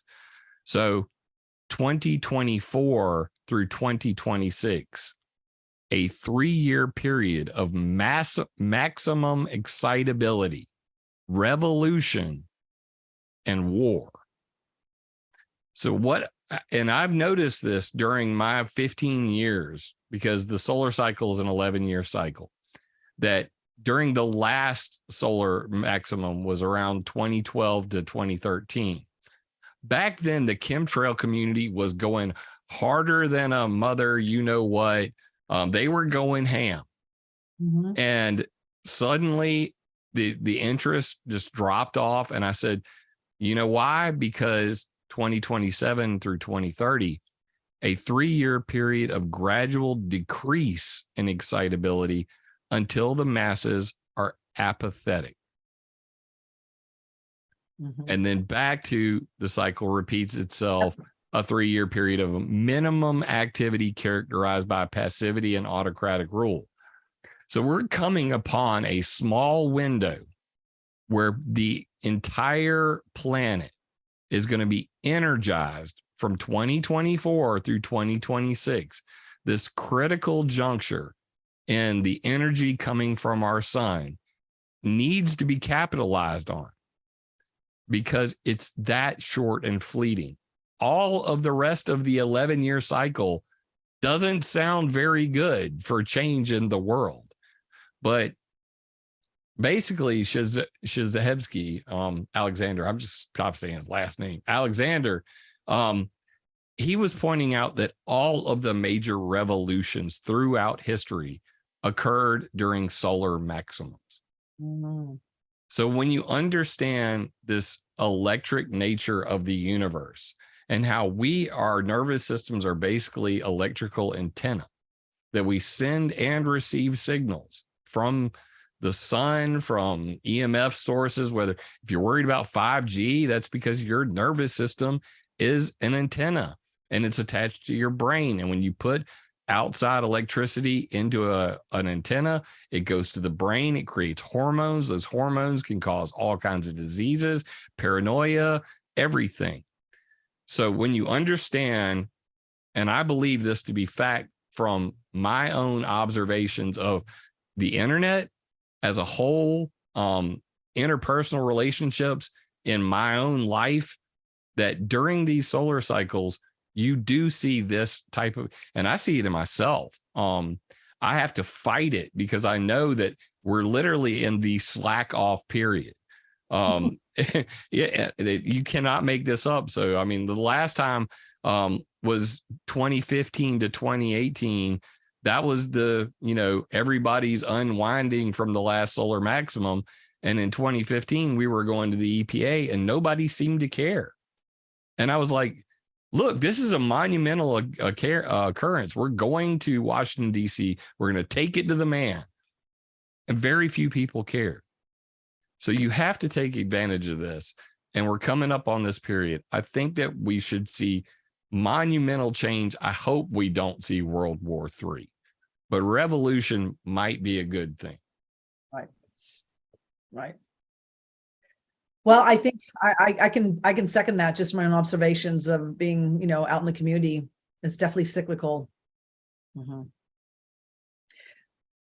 We've got one more question for you, Reinette. The fundraising aspect of the US. If you win your cases, does that set, and it sets precedents, can we in Canada use that? Yes, you can. Oh, yes, you can. Yes, you can. And it sets precedents for all the other geoengineering projects that have gone through NOAA, who have also filled out their application like Make Sunsets did. It's not, we're picking on one, but it affects all of them. It affects all of them. And it sets a global precedence, especially because it's America. That's why the Canadian legal team, the judge said, we're not doing this because it's out of our jurisdiction. Even we said, you've got to stop. We don't have the power to stop it. You have to go to the biggest perpetrator of all, which is the United States. And once they have a case, then you can come back here in Canada and appeal under the same pretense, same arguments, and start moving forward. Yeah. What is NOAA? NOAA. Okay. Reinette, can you again spell out NOAA for? National Oceanic and Atmospheric Administration. All right. And, is there any? Oh, sorry. Go ahead. That's it.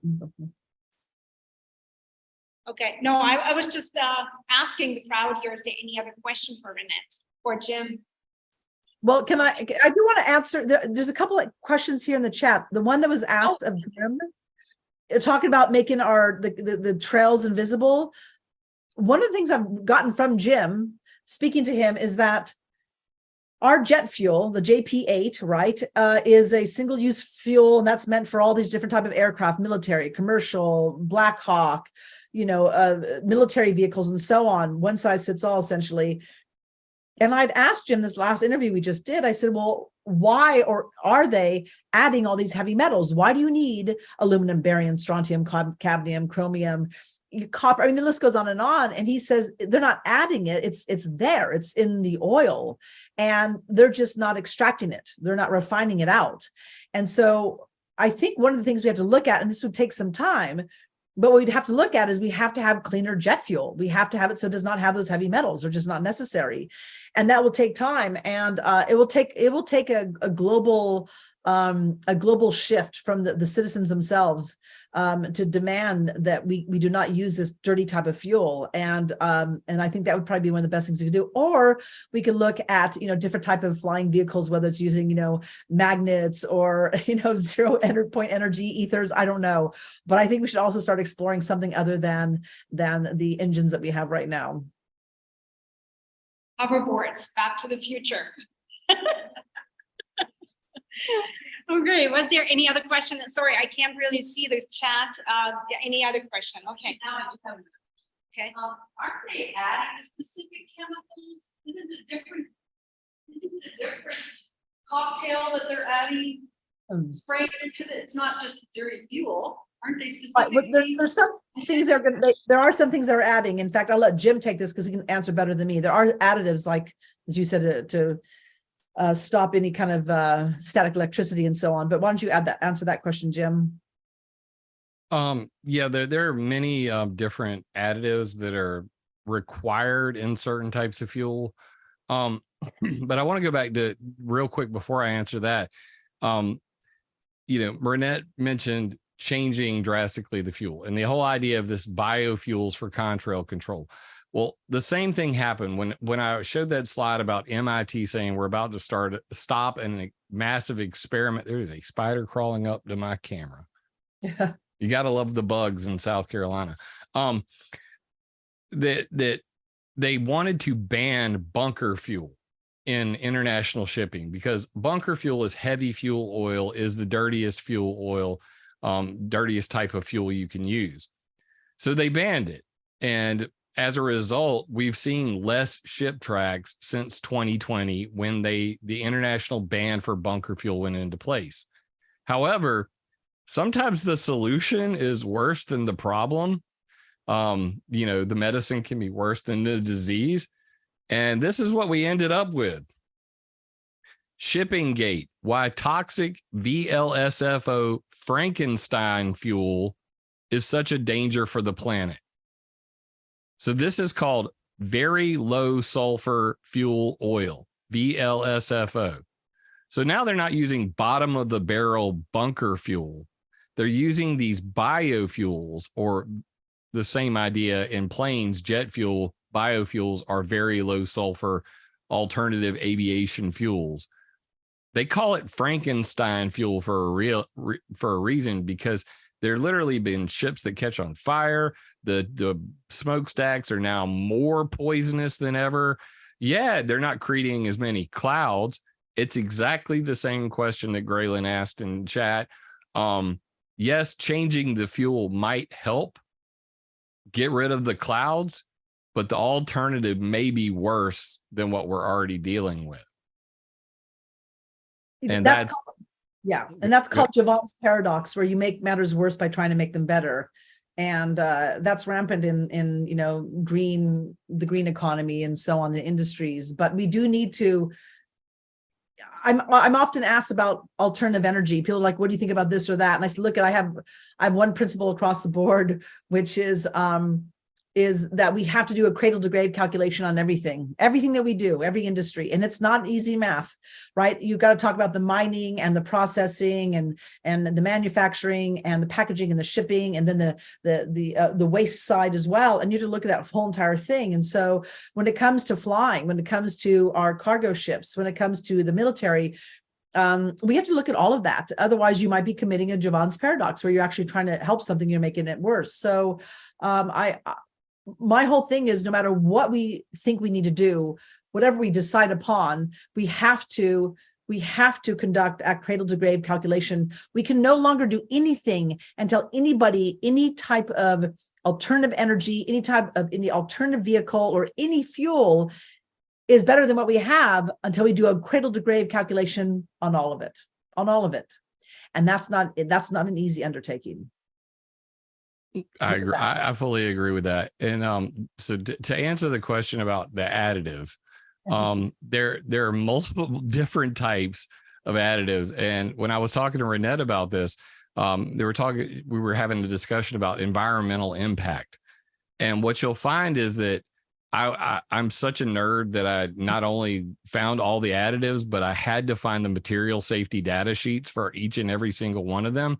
And whenever you go and look at the material safety data sheets for all of these, they say the exact same thing. No studies have been done on the environmental impact of this. But to answer the question, the types of additives added to jet fuel, biocides, leak detection additives, corrosion inhibitors, lubricity improver, and then these are all the different companies that make one. So you can see the list there. Fuel system icing inhibitor, also known as EGME or DEGME, ethylene glycol methyl ether, static dissipator additive. There's only one, and it's called Status 450. It's trimethylbenzene, which is a Sera 313 chemical. If you don't know what Sera 313 is, that means cancer. Okay, Right. so anything that says Sera 313 is a cancer-causing chemical. Naphthalene, Sera 313, dinonyl naphthyl sulfonic acid. Big points for the Southerner pronouncing the really, really long word. Denza, which is actually a barium salt additive. So this is, it says it increases the conductivity of the fuel, thereby increasing the rate of static conductivity of the fuel, thereby increasing the rate of static charge dissipation. So a static dissipator keeps static from building up or jumping to the fuel line and blowing people up. But the creepiest one of all is this plus 100 additive, and it's called a HITS additive or high thermal stability additive, HITTS. The Army has a no use policy on this. So in the NATO single fuel concept, the United States Army does not use plus 100 additives because they're like, we got no use for this and it just screws up our tanks. But most people do not know that planes use the jet fuel as the same way your car uses a radiator. It uses the jet fuel tanks as a heat dissipator. Therefore, it says that this plus 100 additive increases the thermal stability of fuel by 100 degrees Fahrenheit to 425 degrees Fahrenheit, which means that normally jets can heat the gas tank up to 320 degrees Fahrenheit. I don't know Celsius or centigrade. You do the math, the calculations, but this HITS additive is specifically for the planes that are showing that I showed earlier, flying at 49,000 feet where it's really, really, really cold. And it allows them to heat the gas up even hotter so that they don't have icing of the fuel lines and things like that. So, of course, the military made something called Spec Aid 8Q462. That's their special one. Which of course uses trimethylbenzene, naphthalene, trade secret ingredient. And you keep looking at these things. You see this over and over again. Almost all of these are loaded with sulfur. They're loaded with cancer-causing chemicals. They almost always have naphthalene in it. Go figure. But heavy paraffinic. Paraffin is a wax, so of course it causes additional smoking, more carbon black dust. Is it for the purpose of creating carbon black and soot? I don't know. You be the judge of that. But antioxidants, and then finally metal deactivator additives. And I have a chart that basically breaks down, every type of fuel and what they actually are used for. So you can actually see at the top, Jet A1, Jet A, Defense Standard 9191. These are the military NATO defense standards for like Jet A1, F-44, F-40, the IATA standard. And then that's Jet A1. That's used worldwide. America uses Jet A almost exclusively. That's the ASTM standard. But then you have mil specs for JP4, JP5. And basically you can see in one column over here, they have the different additives like antioxidant, and then it'll say R, O, R, or whatever. And down at the bottom, if you look at it, optional, agreement, engine manufacturer's agreement, or required. So any place you see an R, that is a required additive. And almost every fuel status 450 is required. It's only optional on 1, 2 fuels. So this General Electric fuel nobody uses, and it's optional in Jet A in America. So as you go down through the chart, you can see these are all the different types of additives and which, fuels actually use it. This chart and all of these material safety data sheets can be found at climateviewer.com/cirrus clouds matter. So you can find that on just by going to the menu at the top and clicking on artificial clouds. That's the easiest way to find it. And go to the section titled "Are Jet Engine Emissions Dangerous?" And you'll see all the material safety data sheets, and you can dig that up yourself. But to give an example of just one material safety data sheet, I have to pull all of these from there. Let's see, I'll just do a quick search for environment, and they all say the same thing. Accidental release, please don't do that. Exposure control, there's nothing in here about the environment. And toxicological effects, don't drink it, but ecological information, you cannot make this up. Why is it not letting me scroll over there? Hello, McFly. All right. Anyway, ecological information, aquatic toxicology, no data available. Biodegradation, no data available. And that's pretty much the story of every single one of these I've ever seen. When you get to the environmental studies on any of these fuel additives, or even the fuel itself, because I have a one for just the JP8 jet fuel, it says the same thing. No environmental studies have been done. Amazing. I think that pretty much nails it. Yeah. Unbelievable. Wow. Okay, is there anything else for Reinette, for Jim? Oh, one more. Okay, you can hear me from here, I guess. So this goes to the fellow there. I'm surprised you didn't talk about acid rain, because if you're adding sulfur to the atmosphere, you're going to get acid rain. And I'm going like, okay, so we've heard about the idea of depopulating the planet. Is this geoengineering got to do with that? Because I'm going, you add acid rain, you're going to kill all the plants, you're going to kill all the animals, and you'll probably kill the humans as well. Well, I did briefly mention acid rain during my my presentation, but to be specific, the geoengineering proposals for sulfur, stratospheric sulfur injections, focus on mainly 2 things, and that's either sulfur dioxide or sulfuric acid. So I'm thinking H2SO4. Like, in my mind, I'm thinking numbers and letters, and my mouth's not cooperating. So H2SO4, sulfuric acid, or SO2, sulfur dioxide. If you use sulfur dioxide, because of the chemical changes that happen if you disperse it in the stratosphere, it's going to turn into sulfuric acid anyway. That's right. So they've done studies on this. The biggest study that they do is called GeoMIP, GeoMIP, or the Geoengineering Model Intercomparison Project. You can look it up, GeoMIP. And they have all these different computer geoengineering models. They're really creepy. I try not to curse whenever I'm talking about geoengineering, because it just naturally flows out of my mouth, and I'm trying to be a gentleman here.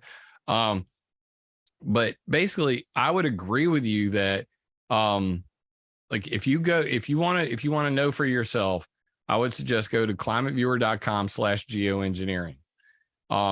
And on that page, I have a couple slides that basically geoengineering is going to kill people. So you come to this page, scroll past, the PowerPoint presentations I've done, the technology section on solar radiation management, earth radiation management, and carbon dioxide removal. And right here's a fact. And on the frequently asked question page, you'll see all of the people involved in geoengineering, like David Keith, Ken Caldera. These are the two worst offenders. Ben Kravitz, he's in charge of studying the rainfall patterns that change as a result of it, which goes right to what you're talking about with sulfuric acid. And Alan Robach was the guy who mentioned earlier about spraying, sulfur using jet fuel or just dumping it out of the back of planes. But thanks to Reinette's latest post, I found this beautiful graphic and then recreated it. These two show who's paying for the geoengineering. And it's pretty important to understand to follow the money. And when you follow the money and you look at all of these different foundations and ventures and all of that, and even China's in on the mix, you come to this conclusion, is it going to kill people? And to that point, David Keith, the guy that I just showed you, in this video, when you click play, I don't think it'll come through the mic if I hit play, but David Keith, he literally says, and maybe I won't, it'll be feedback, but he says, if we do a program like I want to do and release, let's say, 1 million tons of sulfur into the atmosphere, that will kill many tens of thousands of people. And this is straight out of his mouth. So is it a depopulation plan? Well, then he goes and he makes the Oppenheimer argument.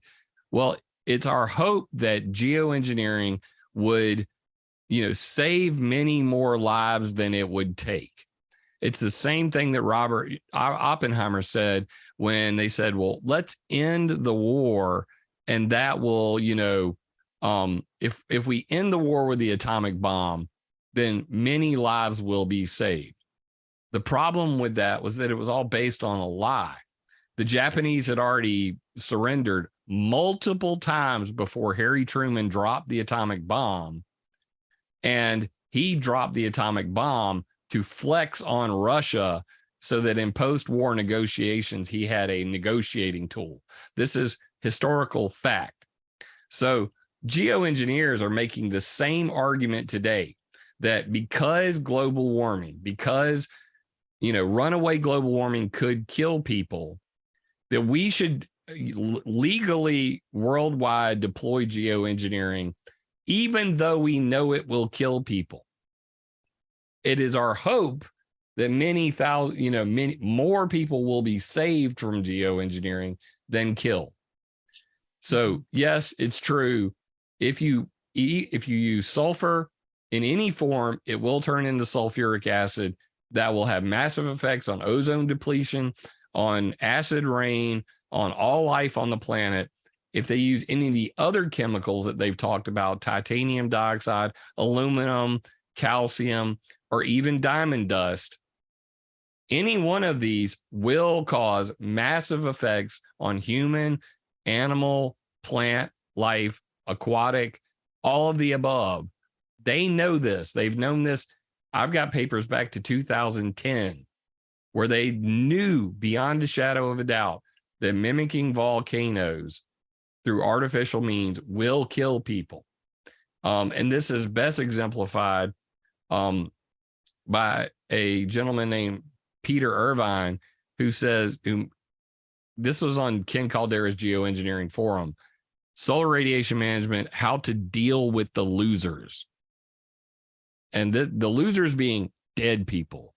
It's likely that solar radiation management geoengineering intervention will create winners and losers. And some nations may always be against any intervention whatsoever. And I'll just get to the important part. Could it be determined if any changes in the climate outside the target area had occurred as a result of the intervention during a 10-year trial period?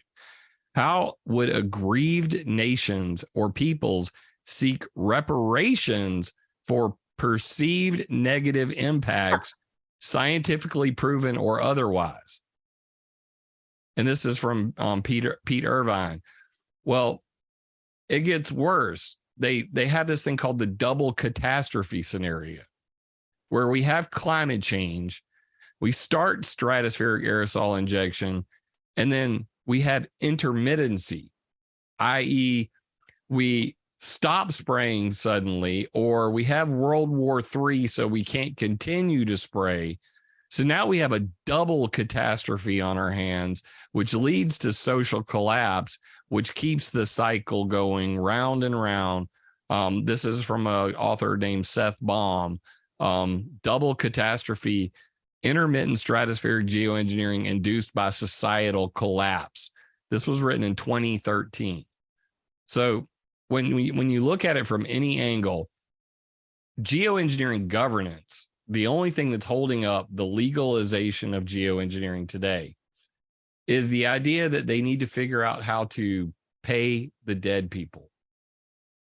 Because just like with volcanoes, Ben Kravitz, when he did his, hydrological cycle impacts studies with computer models, came to the same conclusion as the natural analog volcanoes. When you put a bunch of sulfur into the stratosphere, you create acid rain on a worldwide basis. That changes rainfall patterns. In some of the larger volcanoes in the past, volcanic eruptions in the past, the Amazon River basin almost completely dried up. If you were to geoengineer, in almost all of the computer models, the southern hemisphere gets drier. The northern hemisphere gets wetter. So what does that mean? That means dead brown people in the southern hemisphere. Sorry, Australia, I'm lumping you in there. Dead brown people and wet white people. But guess what, white people? You're going to be, wet with acid rain. So it's a twofer. You're going to kill everybody by creating famine and drought in the southern hemisphere. And you're going to kill everybody in the northern hemisphere because the water will kill your organic crop faster than a weed whacker. Does that answer your question? Yeah, one other thing further to that, because, okay, they talk about these 15-minute cities throughout Europe and everything. And I finally figured out there's so many things today that just don't make sense. But this is the one thing that makes sense listening to you. I'm going like, oh, they want to keep the price of oil down so you can still fly, but you can't drive your car. Right. So that's going to kill us faster. Well, I was listening to RFK Jr. being interviewed the other day, and he made an interesting point that the guy who was responsible for eradicating the smallpox epidemic basically, came out of retirement during COVID to say, no, you don't lock people down. And one of the biggest arguments he made was that locking people down will, create indoor boxes where everybody's going to just spread the virus anyway. But more importantly, unemployment kills people. And if you look at Macron in France, and if you know about the yellow vest movement, when they tried to jack up the gas prices to an exorbitant fee to reduce use, or as Larry Fink from BlackRock would say, force behavior. People don't like being forced to behave, and they certainly disproportionately affect poor people like me when they screw with the price at the pump. So at some point we will reach this critical mass.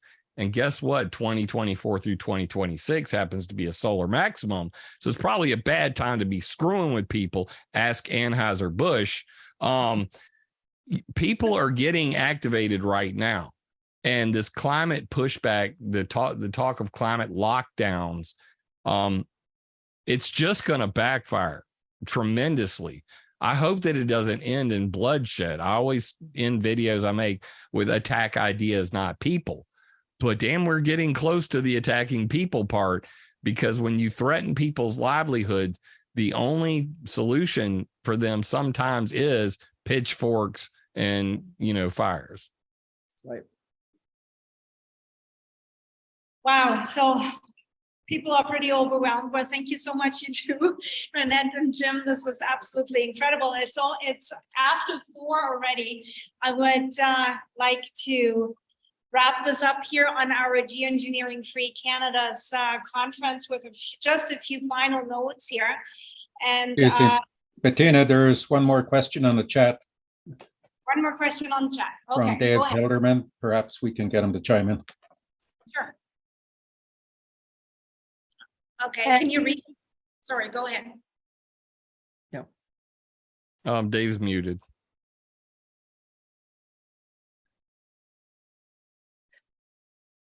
Unmute yourself, Dave. Oh, and I have to get off in about 1 minute, unfortunately. Is that okay? All I want to say is the CO2 coalition, we've had something significant happen with John Klosser becoming on the board of directors. He got the Nobel Prize in 2022 in physics. And he's going internationally saying that all this climate alarmism is a scam. And it's actually getting some traction. It was covered in Newsweek. The Epoch Times just did a story on it, I think yesterday. So I think we have to change people's ideas. Like it all comes down to this crazy idea that there's a climate emergency, and there isn't one. So that's hopefully is hopeful, but there's been lots of things that there seem to be hopeful as well in the past, like ClimateGate. Seemed like all these emails that got out about the fraudulent stuff about climate. But anyway, all we can do is try to spread more of this stuff. And I think that's what you guys are doing. So that's great. So thanks a lot. Absolutely. That's it.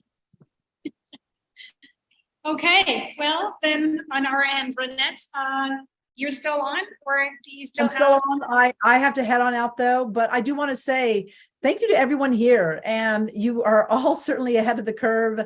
And I think Jim's really hit the nail on the head, which is I think the next 3 years are going to be historic. So I think that people are waking up quickly, and we're going to all try to be the tip of the spear for those folks. So I hate having to check out, but I just want to say thank you to everyone here. Just thank you to all of you. You're incredible heroes. Thank you. And thank you for organizing. Thank you, Reinette. Thank you, Reinette. Thank you, everyone. Reinette's the best. And if you guys don't support her, I'm going to personally come up to Canada and track you down. Don't do that. Yeah, you guys did a fabulous interview that I just saw posted, Jim. That was great. Absolutely. Yeah. Okay. She's good people. I can promise you that. Yeah, she is. Yeah. I think this is an incredible group right now anyway, with you, Jim, with Nikki, Reinette, and us here. So I think we will get the ball rolling, and we will rock the planet for sure.